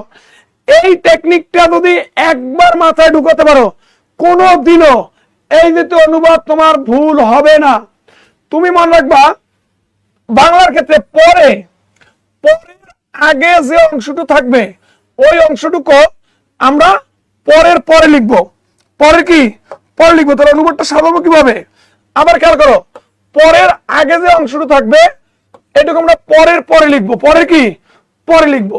তাহলে লিখতে হবে যে আমি বাইরে গিয়েছিলাম, আমি বাইরে গিয়েছিলাম, আমি বাইরে কি গিয়েছিলাম। সবসময় মনে রাখবা এই যে অনুবাদ থাকলে পরের পরে যা আছে, পরের পরে যা আছে এটা আমরা আগে নিয়ে আসব, পরের অংশ আমরা আগে নিয়ে আসব। এরপরে পর কথাটা লিখবো। কি লিখবো? পর কথাটা লিখবো। পর কথাটা লেখার পরে এই কথাটা লিখবো যে তুমি আসার, তুমি আসার। তাহলে অনুবাদের সিস্টেমটা হলো যে পরের পরে যা থাকবে, পরের পরের অংশ এটা আমরা আগে লিখবো। এরপরে পর কথাটা লিখে পরের আগে যা আছে এটা আমরা কোথায় লিখবো? এটা আমরা শেষে লিখবো। এটা আমরা কোথায় লিখবো? এটা আমরা শেষে লিখবো। এবার আমি কি করব তাহলে? যে আমি বাইরে গিয়েছিলাম, I went outside. I went কি আউটসাইড। পর মানে কি আফটার, আফটার। আফটারের পরে সবসময় পাস্ট পারফেক্ট হয়। তুমি আসার, ইউ হ্যাড কাম। ইউ কি ইউ হ্যাড কাম। মনে রাখবা এখানে হ্যাডের কোনো বাংলা অর্থ নেই। এটা শুধু ব্যবহার করা হয় দুইটা কাজ যখন একত্রে ঘটে, সেটা অতীতকালে কোন কাজটা আগে ঘটছে ওইটা বোঝানোর জন্য শুধু হ্যাড ব্যবহার করা হয়। অতীতকালে যদি দুইটা কাজ একত্রে ঘটে, কোন কাজটা আগে ঘটছে ওইটা বোঝানোর জন্য শুধু কি ব্যবহার করা হয়? হ্যাড ব্যবহার করা হয়। তার মানে আই ওয়েন্ট আউটসাইড, আমি বাইরে গিয়েছিলাম, আফটার ইউ হ্যাড কাম, তুমি আসার পরে। তাহলে মনে রাখবা যে যদি কখনো আমরা পর পাই বাক্যে পরের পরে যে অংশ থাকবে এই অংশটা আমরা আগে লিখবো। এরপর পর কথাটা লিখে পরের আগে যে আছে ওরে আমরা সবাই শেষে নিব। শেষে নেওয়ার পরে এবার আমরা অনুবাদ করবো আমি গিয়েছিলাম বাইরে, আই ওয়েন্ট আউটসাইড। পর মানে আফটার, তুমি আসার পরে। তাহলে এই পরের পরের অংশ পাস্ট পারফেক্ট। তাহলে ইউ হ্যাড কি you had come. You had কি ইউ হ্যাড কাম। যদি এইটাকে আমি কমপ্লেক্স সেন্টেন্সে না করি, সিম্পল সেন্টেন্সেও করা যাবে। সিম্পল সেন্টেন্সেও করা যাবে। কিভাবে করা যাবে দেখো, যে তুমি আসার পরে আমি বাইরে গিয়েছিলাম। তাহলে তুমি এভাবে করতে পারবা যে I went outside. I went কি আউটসাইড আফটার ইয়োর। তখন ইয়োর করতে হবে। আফটার কি ইয়োর। এখানে হ্যাভিং রাখলে না রাখলে হয়। আফটার ইয়োর হ্যাভিং কামও করা যায়। আফটার ইয়োর কি হ্যাভিং কাম, অথবা আফটার ইয়োর কামিং, অথবা আফটার ইয়োর কি ইয়োর কামিং, তোমার আসার পরে। তখন বাক্যটা সিম্পল হয়ে যাবে। তখন বাক্যটা কি সিম্পল হয়ে যাবে। যদি সিম্পল করো তখন তোমার আসার পরে ইংলিশ হলো আফটার ইয়োর কামিং, অথবা আফটার ইয়োর হ্যাভিং কি হ্যাভিং কাম। এভাবে লেখা যাবে যে আফটার ইয়োর কি হ্যাভিং কাম, অথবা আফটার ইয়োর হ্যাভিং। এই বাক্যটা হচ্ছে সিম্পল, আর এই বাক্যটা হচ্ছে কমপ্লেক্স। এই বাক্যটা হচ্ছে কি এই বাক্যটা হচ্ছে কমপ্লেক্স। আচ্ছা বলো তো এতটুকু তোমরা বুঝতে পারছো কিনা একটু কমেন্টস করে জানাও প্লিজ। এতটুকু বুঝতে পারছো কিনা একটু কমেন্টস করে জানাও প্লিজ। এতটুকু সবাই বুঝতে পারছো কিনা একটু কমেন্টস করো। আমরা একটু লেখাপড়ার মধ্যে কমেন্টস করে অপ্রয়োজনীয় কোনো কমেন্টস না করি। অপ্রয়োজনীয় কমেন্টস করলে তোমাদেরই ক্ষতি। লেখাপড়ার মধ্যে মনোযোগী থাকো, লেখাপড়ার মধ্যে মনোযোগী থাকো। অপ্রয়োজনীয় কমেন্টস করলে তোমাদেরই ক্ষতি।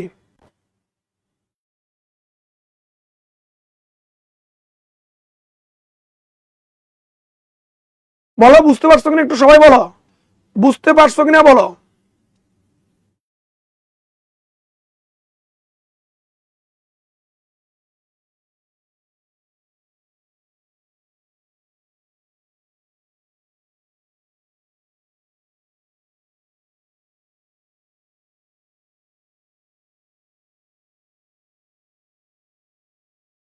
বুঝেছি স্যার, থ্যাংক ইউ, ক্লিয়ার, ওকে। এখন আমি এই বাক্যটা এভাবে একটু ঘুরিয়ে দেই, দেখি তখন কে পারো। তুমি আসার পূর্বে আমি বাইরে গিয়েছিলাম। তুমি আসার পূর্বে আমি বাইরে গিয়েছিলাম। এবার করো, আমি বাইরে গিয়েছিলাম। এবারে করে ফেলো যে তুমি আসার পূর্বে আমি বাইরে গিয়েছিলাম। এবারে করে ফেলো যে তুমি আসার পূর্বে আমি বাইরে গিয়েছিলাম। আমার বিয়ের আগে আমার এক্স এর বিয়ে হয়ে গেল। আচ্ছা, এই সাবরিনা, এটা করাই দিব, সমস্যা নেই।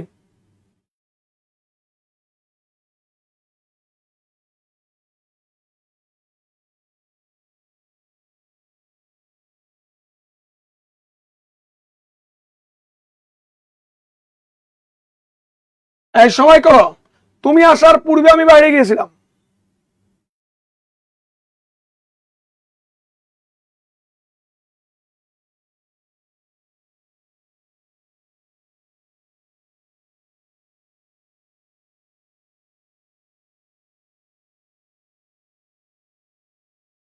I had gone outside before you come, good. I had gone কি outside, good, অনেকেই পারতেছো। তার মানে সেক্ষেত্রে মনে রাখবা সেম বাক্যটা সাজাবা যেখানে পূর্বে আছে। তাহলে তুমি আসার পূর্বে আমি বাইরে গেছিলাম, এখানে কাজ হয়েছে আমি আগে বাইরে গেছি, আমি আগের বাইরে গেছি, পরে কি পরে সে আসছে, পরে সে আসছে। সবসময় এই দ্বিতীয় বাক্য উল্টো দিক থেকে শুরু করবা। বাক্যে আফটার থাক আর বিফোর থাক, অর্থাৎ পূর্বে থাক আর পরে থাক, এটা আমার জানার বিষয় নাই। পূর্বে পরে যেটাই থাক, বাক্য শুরু করব লাস্টের অংশ থেকে। পূর্বে থাকলেও লাস্টের অংশ থেকে শুরু করব, পরে থাকলেও উল্টো দিক থেকে শুরু করতে হবে। তাই উল্টো দিক থেকে শুরু করলে এখানে আমি বাইরে গিয়েছিলাম, আমি বাইরে গিয়েছিলাম। সব সময় একটা জিনিস ম্যাজিকের মতো মাথা রাখবা, পূর্বে পরে যেটাই থাক, আমি বাক্য শুরু করব কোথা থেকে? বাক্য শুরু করব শেষের অংশ থেকে, সবসময় শেষের অংশ থেকে। তাহলে কি করব? আমি বাইরে গিয়েছিলাম, এরপরে পূর্বে কথাটা দিব, পূর্বে, এরপর তুমি আসার, তুমি আসার। তাহলে যেহেতু কাজ এটা আগে হয়েছিল পাস্ট পারফেক্ট, তাহলে আমি বাইরে গিয়েছিলাম, I had gone outside, I had গন কি আউটসাইড। পূর্বে মানে কি বিফোর, পূর্বে মানে কি বিফোর। তুমি আসা মানে কি ইউ কেম, তুমি আসা মানে কি ইউ কেম, তুমি আসা মানে কি you came. I had gone outside before you কেম।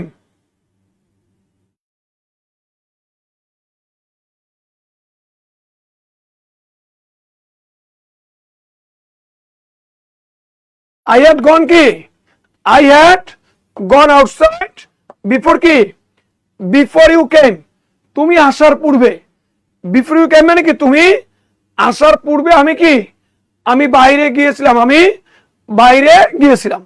আচ্ছা বলতো এই যে তো অনুবাদ আর কখনো ভুল হবে কিনা সবসময় মনে রাখবা। আবার বলি, পূর্বে পরে যাই থাক, বাক্য শুরু করবো কোন অংশ থেকে? শেষের অংশ থেকে।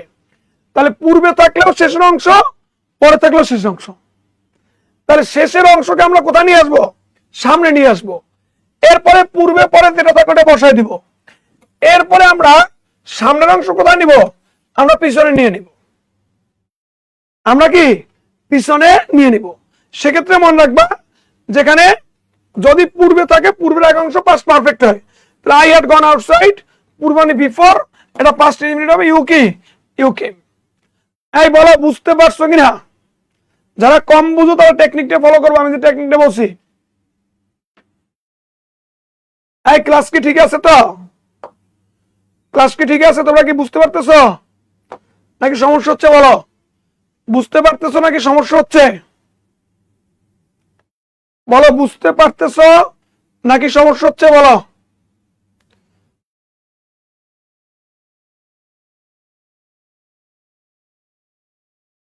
ওকে বলে দিব।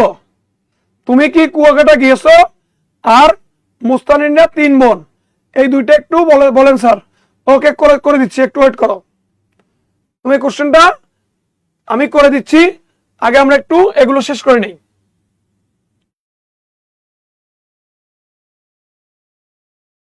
ক্লিয়ার? ওকে, এবারে আসো। আমি বাচ্চাদের মাঝে আমগুলো বিতরণ করেছিলাম।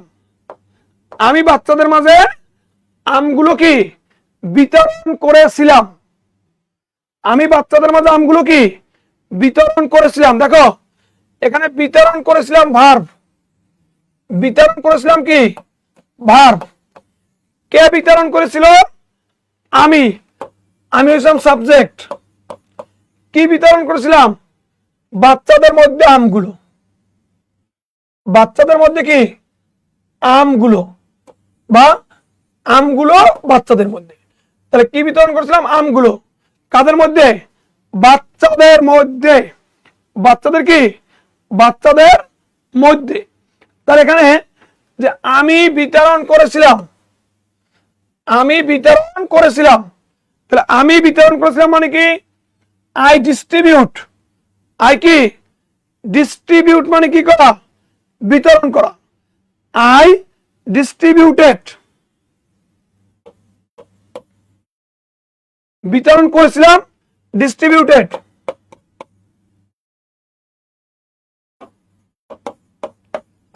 আই ডিস্ট্রিবিউটেড, আই ডিস্ট্রিবিউটেড আমগুলো, ম্যাঙ্গোস, ম্যাঙ্গোস। আই ডিস্ট্রিবিউটেড হবে, আই ডিস্ট্রিবিউটেড ম্যাঙ্গোস হবে, দা ম্যাঙ্গোস হবে না, দা দিতে হবে না, শুধু ম্যাঙ্গোস দিলে হবে।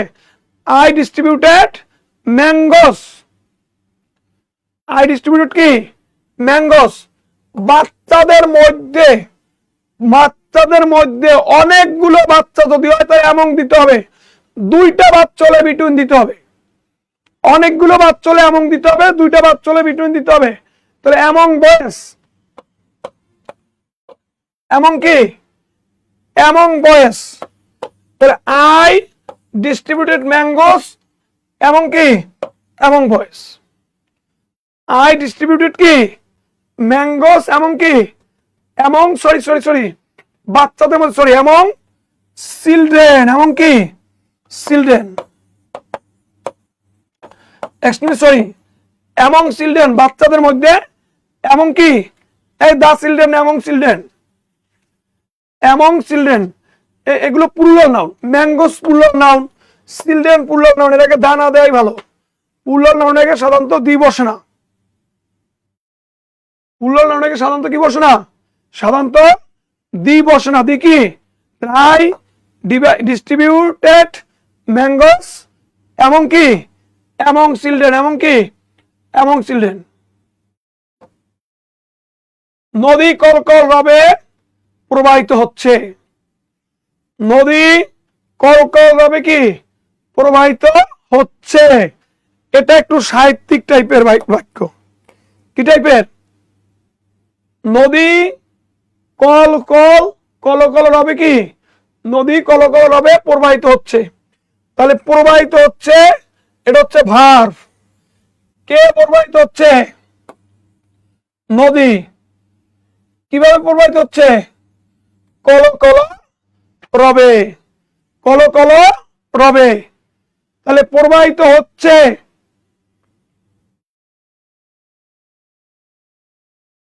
কিন্তু স্যার প্লুরাল আগে তো দ্বিপদও দেখি, যদি নির্দিষ্ট করে বসে তাহলে বসে। অপূর্ণ বিশ্বাস যদি নির্দিষ্ট করে বুঝায় তাহলে দি বসে। এগুলো উপরে প্রয়োজনে একদিন একটা ক্লাস নিলে, বা আর্টিকেলের উপরে, আর্টিকেলের উপর একদিন একটা ক্লাস নিলে এই বিষয়গুলো আর ভুল হবে না, যে কোথায় দিয়ে দিবা, কোথায় দিয়ে দিবে না, কোথায় আন দিবা। হ্যাঁ, এগুলো একটা ক্লাস নিয়ে যাবো একদিন। নদী কলকল রবে প্রবাহিত হচ্ছে, হচ্ছে মানে কি প্রেজেন্ট কন্টিনিউয়াস টেন্স। প্রেজেন্ট কি কন্টিনিউয়াস টেন্স।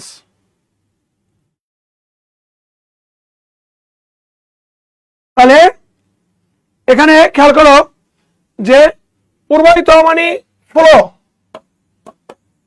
FLOW ফলো, আর ফলো FOLLOW, এই ফলো হচ্ছে অনুসরণ করা। এই ফলো কি? ফলো মানে অনুসরণ করা। আর এই ফলো মানে কি? প্রবাহিত হওয়া, প্রবাহিত হওয়া। তাহলে নদী প্রবাহিত হচ্ছে, the river is flowing, the river is কি? ইজ ফ্লোয়িং, নদী প্রবাহিত হচ্ছে। এই যারা লাস্টে জয়েন করছো আর একবার একটু শেয়ার দিয়ে দাও, সবাই সবাই লাস্ট বারের মতো একবার শেয়ার দিয়ে দাও। তোমরা যত বেশি পার্টিসিপেন্ট থাকবে আমি তত মন খুলে পড়াইতে পারবো। এই যে সাবরিনা বলছে যে দ্য রিভার ইজ ফ্লোয়িং কলো কলো, কলো কলোটা সবার একটু ঝামেলা হয়ে গেছে। যে কল কল খুব সুন্দর একটা ইংলিশ আছে, আমি শিখে দিচ্ছি। দ্য রিভার ইজ ফ্লোয়িং, নদী প্রবাহিত হচ্ছে। মনে রাখবা ফ্লোর পরে একটা উইথ প্রিপোজিশন বসে, ফ্লো উইথ। ফ্লো কি? Flow with. তবে the river is flowing with, the river is কি? FLOW, ফ্লোয়িং উইথ, ফ্লোয়িং কি? Flowing with. নদী কি হচ্ছে? প্রবাহিত হচ্ছে উইথ। কলো কলোর ইংলিশ হলো মারমারিং। কলো কলোর ইংলিশ কি?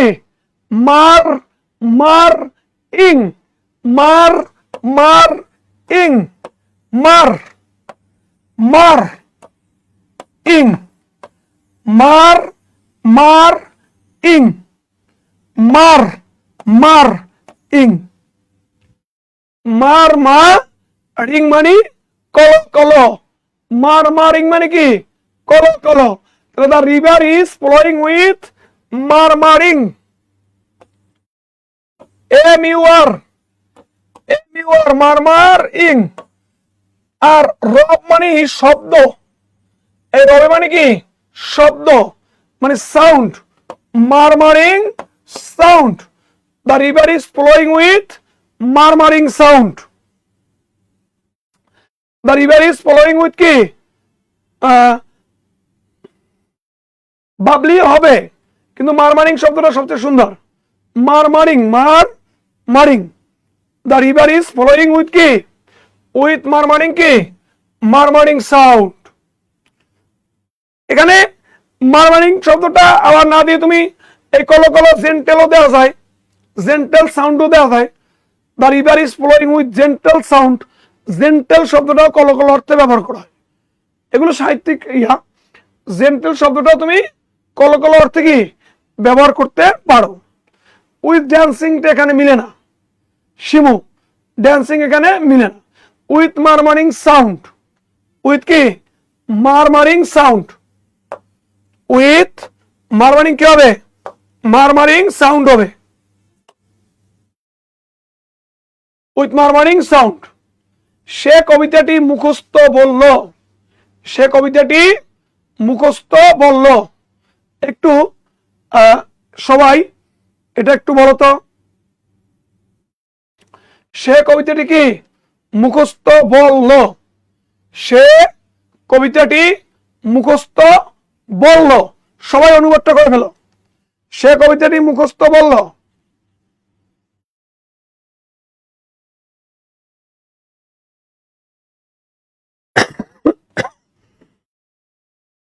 সে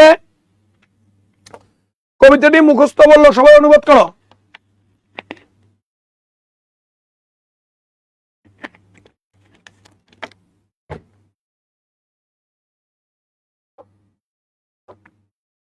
সে কবিতাটি কি মুখস্থ বলল?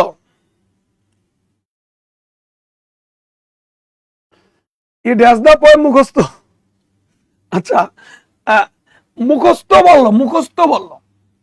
সে কবিতাটি মুখস্থ বলল, তাহলে মুখস্থ বলল, মুখস্থ বলল। আর কবিতাটি, here is the poem by heart, এখানে বলা আসলে রিড না, রিড হলো পড়া। বলা বা আবৃত্তি করা, কবিতা বলে না, কবিতা আবৃত্তি করে। বুঝতে হবে কবিতা কি করে, কবিতা আবৃত্তি করে। কবিতা কি করে, আবৃত্তি করে। কবিতা কখনো বলে না, কবিতা কি করে, আবৃত্তি করে। এই যে জান্নাতুল ভেতর রিসাইট করছো কেন, এটা বললো বললো, কবিতা কোনোদিন বলে না, কবিতা কি করে, আবৃত্তি করে। কি করে, আবৃত্তি করে। তাহলে আবৃত্তি করা মানে কি, রিসাইট। আবৃত্তি করা মানে কি, recite. Recite, R E C I T, recite. R E C I কি, টি, রিসাইট। রিসাইট মানে আবৃত্তি করা। মনে রাখবা কবিতা ওই বলছে টোল্ড, কবিতা কেউ বলে, কবিতা কি করে, আবৃত্তি করে। ওই যে বলছি না, ল্যাঙ্গুয়েজের মাইর পেজ বুঝতে হবে, ল্যাঙ্গুয়েজের যে ঝামেলাগুলো বুঝতে হবে। কবিতা কি করে, কবিতা আবৃত্তি করে, কবিতা কোনো বলে না। এজন্য কি করতে হবে, রিসাইট।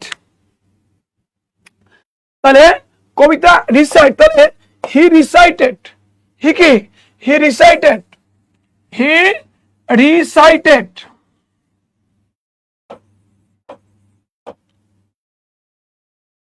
এরকম তো দিলে অনেকেই পারবো না পরীক্ষায়, এসব দিলে অনেকেই কি, অনেকেই পারতেছো না। He recited. এবার কবিতা মানে কি, he recited the poem, he recited the poem. মুখস্থ, কোনো কিছু মুখস্থ বলা মানে বাই হার্ট, বাই কি, by heart. He recited the poem কি, by heart. He recited the poem by heart.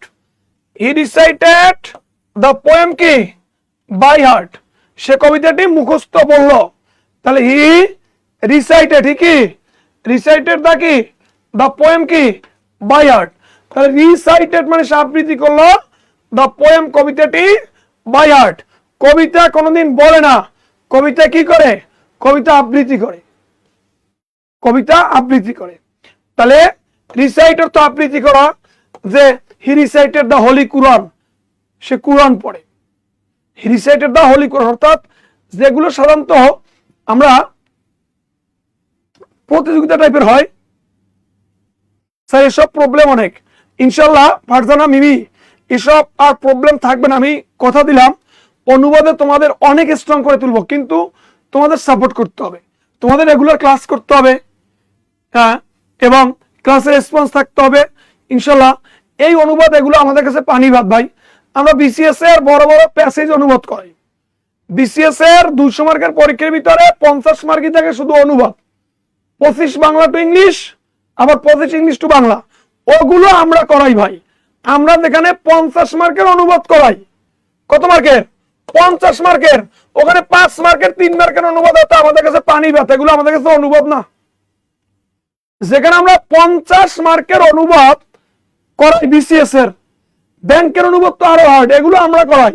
তাহলে সেখানে তোমাদের এই নন ক্যাডারের 5 মার্কের 4 মার্কের 3 মার্কের অনুবাদ, এগুলো এগুলো কিছু না, এগুলো আমাদের কাছে পানি ভাত। কিন্তু তোমাদের থাকতে হবে সাথে, তোমাদের কি, তোমাদের থাকতে হবে। আচ্ছা এবার একটু খেয়াল করো,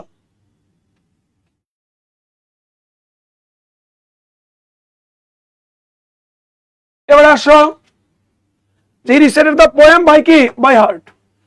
তিনি গতকাল এসেছিলেন, যিনি গতকাল এসেছিলেন তিনি কে,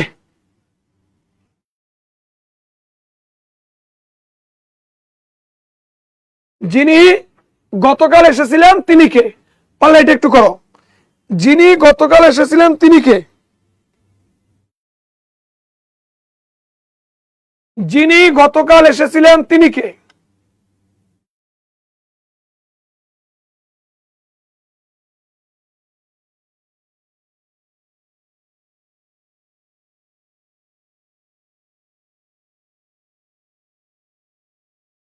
সবাই একটু বলো যে যিনি গতকাল এসেছিলেন তিনি কে,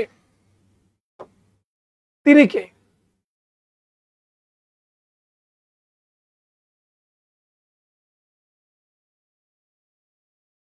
নাসিমা আক্তার, রিমা, স্যার এরকম অনুবাদের ক্লাস হবিগঞ্জে চাই, ওকে দিব।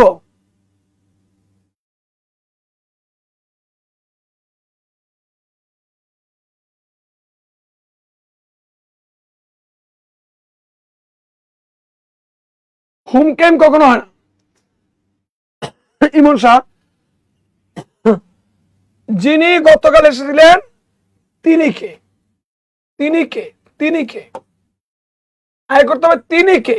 যিনি গতকাল এসেছিলেন তিনি কে? এটার ইংলিশ কি? তিনি কে? তিনি কে? Who is she, who is he, he বা who is the person, who is the person তিনটাই করতে পারবা। Who is, he, she, who is the কি? পার্সন। হু ইজ দ্য কি? Who is the person. তাহলে তিনি কে? হু ইজ হি বা শি দ্য কি? পার্সন। এরপরে যিনি ইংলিশ হলো হু, যিনি ইংলিশ কি? হু। এখানে হু এসেছিলেন মানে কি? কেম, কেম ইয়েস্টারডে, কেম কি? ইয়েস্টারডে, কেম কি? Yesterday. Who is the man বা who is the person who came yesterday. তাহলে স্যার একদিনই এত কিছু শিখালে কি পারবো আমরা, নাকি প্রথম প্রথম এই জন্য এত টাইম শিখাচ্ছেন, পরে আর খোঁজ থাকবে না? আশিকুর রহমান, তুমি এই নেগেটিভ ধারণা থেকে বেরো। তুমি আমার সম্পর্কে তো জানো না, এই জন্য এমন কমেন্টস করে বলছো। ভাই আমি প্রথমেও যেমন থাকি, শুরুতে এমন থাকি।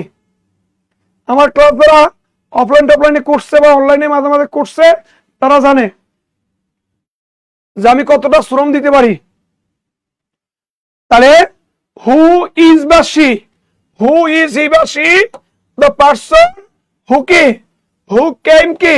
হু কেম ইয়েস্টারডে, হু কেম কি? হু কেম ইয়েস্টারডে। এই ধরনের অনুবাদ আসলে পরীক্ষার হলে অনেকেই পারবে না। এগুলো কিন্তু নন কার্ডে আশা করছেন, এগুলো আসলে অনেকেই কি?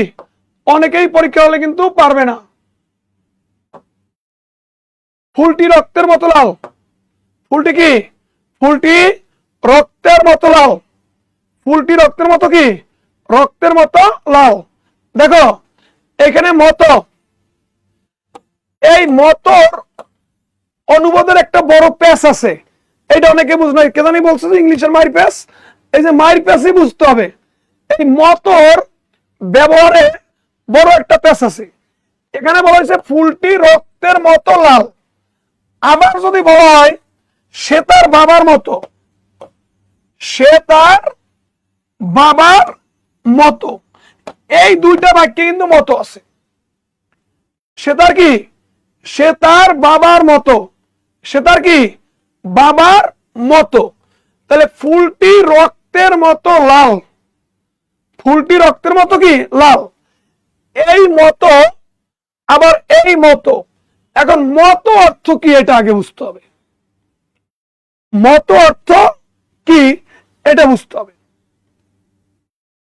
লুকস লাইক ব্লাড, এই যে লাইক, এই ব্যবহারটাই অনেকে ভুল করবা। মনে রাখবা, যদি মতর পরে কখনো অ্যাডজেক্টিভ থাকে, মতো প্লাস কি থাকে? অ্যাডজেক্টিভ থাকে। ভালো করে বুঝো, এইসব ঝামেলা অনেকেই ক্লিয়ার করতে পারবে না। আমি যে কি পড়াচ্ছি এটা তোমরা ক্লাসটা মনোযোগ দিয়ে করলে বুঝতে পারবা যে মতর পরে যদি কি থাকে? অ্যাডজেক্টিভ থাকে। মতর পরে কি থাকে? অ্যাডজেক্টিভ যদি থাকে, তখন এই মতর ইংলিশ হবে অ্যাজ অ্যাজ। মতর ইংলিশ কি হবে? As as. কিন্তু মতর পরে যদি অ্যাডজেক্টিভ না থাকে, অ্যাডজেক্টিভ কি না থাকে, তখন এই মতর ইংলিশ হবে লাইক। মতর পর দিয়ে অ্যাডজেক্টিভ কি না থাকে, কোনো নাউন থাকে অর্থাৎ অ্যাডজেক্টিভ না থাকে, তখন এই মতন ইংলিশ কি হবে? এই মতন ইংলিশ হবে লাইক। এই মতন ইংলিশ কি হবে? এই মতন ইংলিশ হবে লাইক। তাহলে মতর পরে যদি অ্যাডজেক্টিভ থাকে, তখন মতর ইংলিশ হবে কি? As as. যদি মতর পরে অ্যাডজেক্টিভ না থাকে, তখন মতন ইংলিশ হবে কি? লাইক। এই জিনিসটা অনেকেই এতকাল জানতো না। এখন বলা হয়েছে ফুলটি রক্তের মতো লাল। লাল কি একটা অ্যাডজেক্টিভ? লাল কি অ্যাডজেক্টিভ? এখানে মত অর্থ হবে অ্যাজ অ্যাজ।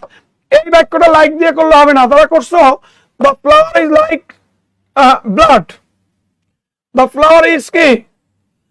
যে the flower is red like কি? ব্লাড। এমন যারা করছো, the flower is red like blood. এদের অনুবাদ এটা হবে না। যদি মতর পরে অ্যাডজেক্টিভ থাকে অ্যাডজেক্টিভ দিয়ে করতে হবে the flower is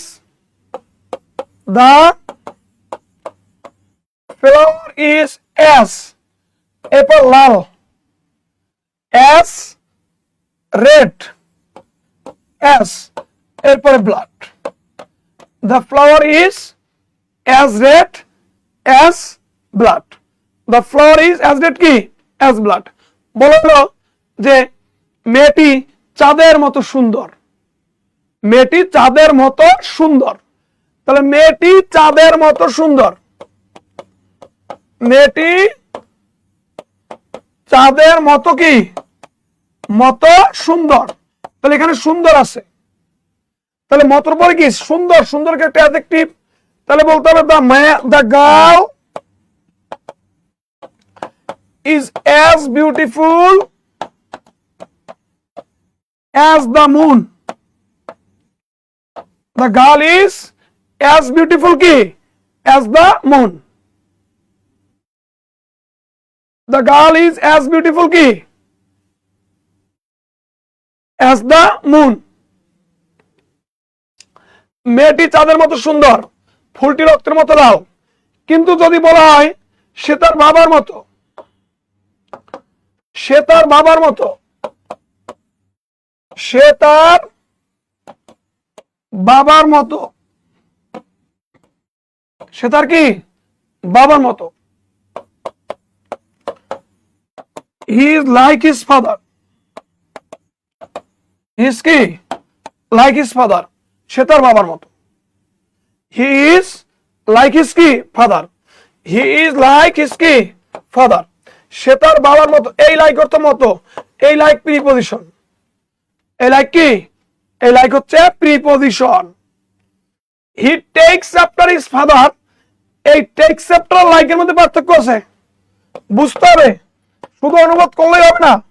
He takes after his father, এটার বাংলা অর্থ হচ্ছে সে দেখতে তার বাবার মতো, সে দেখতে তার কি বাবার মতো। এটা হচ্ছে দেখতে বাবার মতো, সে তার বাবার মতো। এটা দেখতে বলছে এমন না, এটা মেধার দিক থেকে হইতে পারে, দেখতে হতে পারে, অন্যান্য বৈশিষ্ট্য থাকতে পারে। এটা সরাসরি সেটা দেখতে চেহারায় মিল। টেক আফটার মানে হচ্ছে চেহারায় শুধু মিল থাকা। টেক আফটার মানে কি শুধু চেহারায় মিল থাকলে টেক আফটার হবে। শুধু যদি তার বাবার সাথে তার চেহারায় মিল থাকে তাহলে কি হবে টেক আফটার হবে। তাহলে কি হবে টেক আফটার হবে। আর এই যে শুধু লাইক যে মতো, এখানে কিন্তু চেহারার মিল না, এটা চেহারার মিল থাকতে পারে, তার মেধাগত মিল থাকতে পারে, অন্য কোনো বৈশিষ্ট্য চারিত্রিক কোনো মিল থাকতে পারে, সেক্ষেত্রে হবে কি লাইক। আর টেক আফটার হলো শুধুমাত্র শুধুমাত্র মিল থাকবে চেহারার, শুধুমাত্র কি চেহারার মিল থাকবে টেক আফটার হবে। অনুবাদে কিন্তু আমি একটা কথাই বলছি, ভাষার মাইল পেজ যদি না বুঝো তাহলে কিন্তু শূন্য পাবা। ভাষার মাইল পেজ, ওই যে একটু আগে বললাম যে সে কবিতাটা মানে মুখস্থ বলে, মুখস্থ কি বলে 5-10 মিনিট, তাহলে বললে ওখানে অনেকে বলছে যে টোল্ড, এটা হবে না, কারণ কবিতা বলে না, কবিতা আবৃত্তি করে, কথা বুঝতে হবে, রিসাইটেড বলা হয়েছিল। তাহলে এই যে মত মানেই যে চেহারায় একটা না, মত বলতে তার চরিত্র এক হইতে পারে, এই জিনিসগুলো কিন্তু বুঝতে হবে, মেধা এক হইতে পারে, এগুলো বুঝতে হবে। আর যদি কখনো মতর পরে অ্যাডজেক্টিভ থাকে তাহলে ভুলেও ভুলেও লাইক দিয়ে অনুবাদ করা যাবে না, করতে হবে অ্যাজ এস দিয়ে। কি দিয়ে করতে হবে অ্যাজ এবং অ্যাজ দিয়ে, অ্যাজ এবং কি অ্যাজ এস দিয়ে করতে হবে। আমরা বুঝতে পারছি কিনা, বুঝতে পারছি কিনা একটু বলো, এবার একটু খেয়াল করো।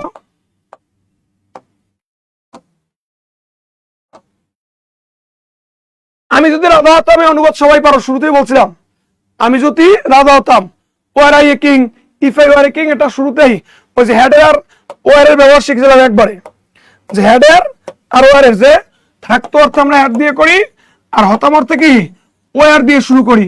এটা আমি শুরুতেই বলছিলাম, যদি হতাম তাহলে ওয়ার, থাকতো হেড, আমার গাড়ি থাকতো, আমার বাড়ি থাকতো, আমার গার্লফ্রেন্ড থাকতো, এগুলো সব হ্যাড। আর যদি হইতো আমি রাজা হতাম, আমি সরকারি চাকরিজীবী হতাম, আমি ডাক্তার হতাম, সেক্ষেত্রে হবে কি, সেক্ষেত্রে হবে ওয়ার। এগুলো আমরা শুরুতেই করাইছি যে আমি রাজা, যদি রাজা হতাম, if I were a king, এটা অনেকভাবে করাইছিলাম, 4 ভাবে করাইছিলাম। If I were a king, I wish I were a king, এরপরে were I a king, would that I were a king, 4 ভাবে করা যায় এই অনুবাদটা। এই অনুবাদটা 4 ভাবে করা সম্ভব। কি কি করা সম্ভব? যে were I a king, were I a king, এটা করা যায়। এটা কিভাবে করা যায়? If I were a king, if I were a king, এটা সম্ভব। এটা কিভাবে সম্ভব? যে I wish I were a king, I wish I were a king, এটা কিভাবে সম্ভব? Would that I were a king, would that I were a king. এই অনুবাদটা 4 ভাবে করা সম্ভব। তুমি যে কোনো ভাবেই লিখতে পারবা রিটেন পরীক্ষায়। রিটেন পরীক্ষায় যে কোনো ভাবে লিখো, কোনো ভুল নাই। কিন্তু এমসিকিউতে যদি আসে, যে কোনো একটা থাকবে, ওটা আনসার করবো। 4টা এমসিকিউ দিবে না, 4টা কখনো এমসিকিউ দিবে না, কারণ 4টাই সঠিক। সে কোনো কাজের না, সে কোনো কি কাজের না, এগুলো এক ধরনের প্রবাদ বাক্য। এগুলো রুলস দিয়ে ওরকম হয় না যে he is good for, he is a good for nothing, এগুলো মুখস্থ করতে হবে। যে সে কোনো কাজের না, এগুলো এক ধরনের প্রবাদ বাক্য। যে হি ইজ গুড ফর কি, he is good for nothing, মুখস্থ করে ফেলবা, হি ইজ গুড ফর কি, নাথিং। যে আমরা রওনা হতে না হতেই বৃষ্টি হয়েছিল, এই বিষয়টা ছোটবেলা থেকেই করছো।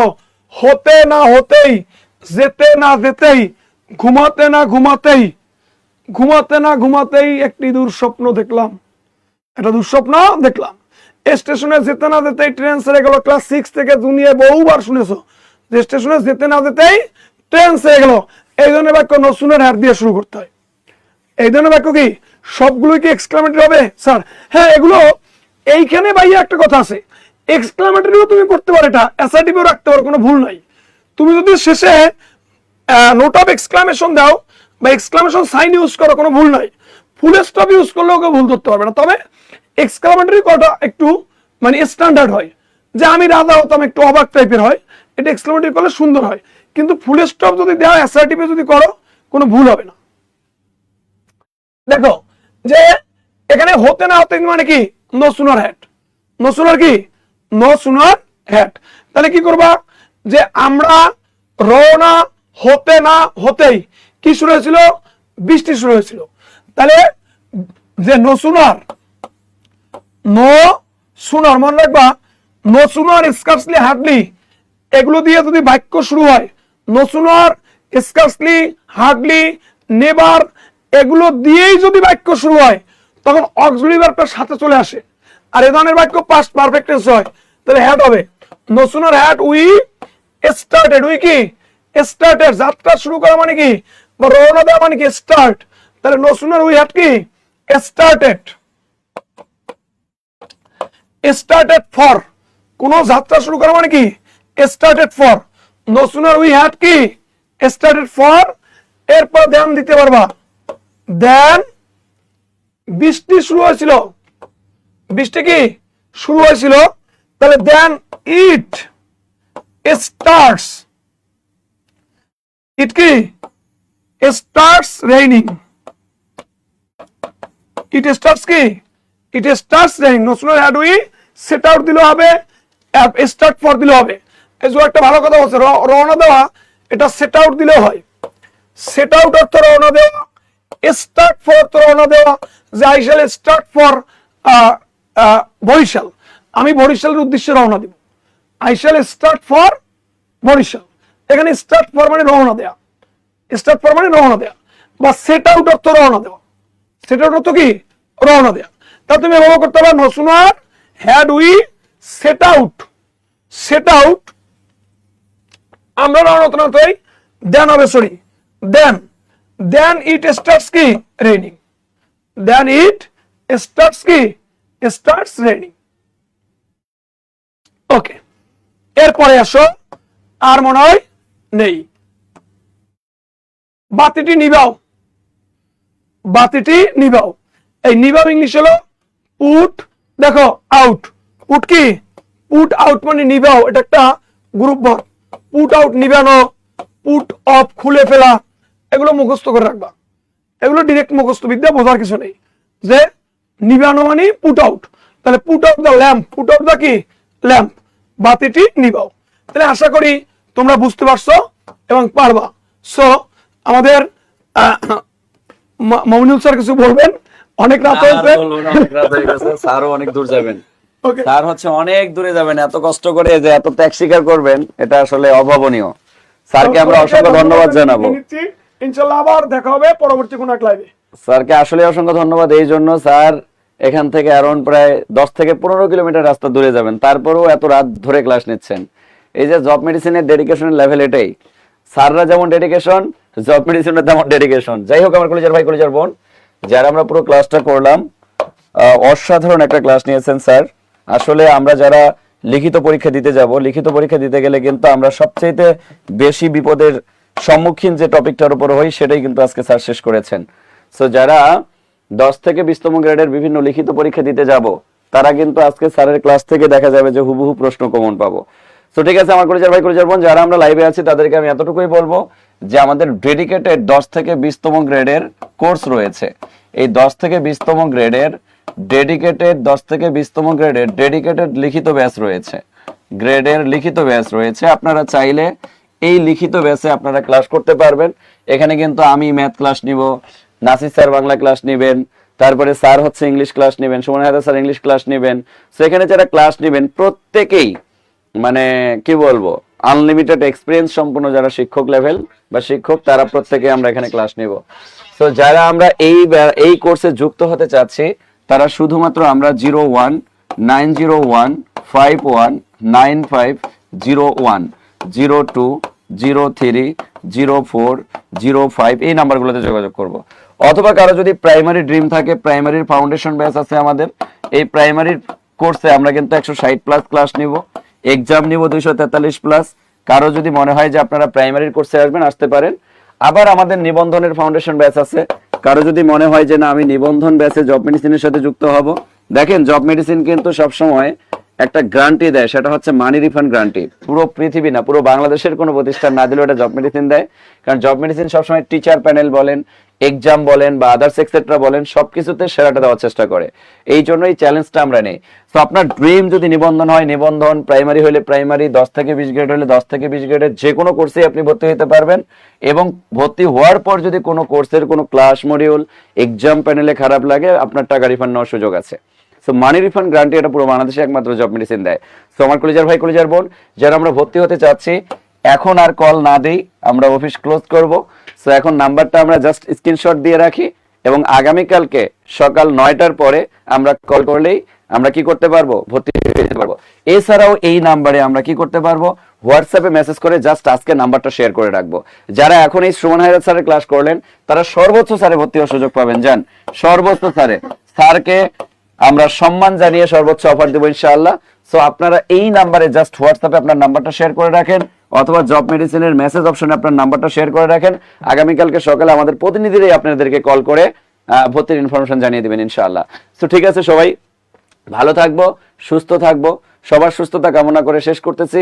আল্লাহ হাফেজ। স্যারের ক্লাস শুধু এক্সট্রাঅর্ডিনারি না, এভাবে ক্লাস করতে মানে করলে স্যারের এমনি প্রেমে পড়ে যাবেন।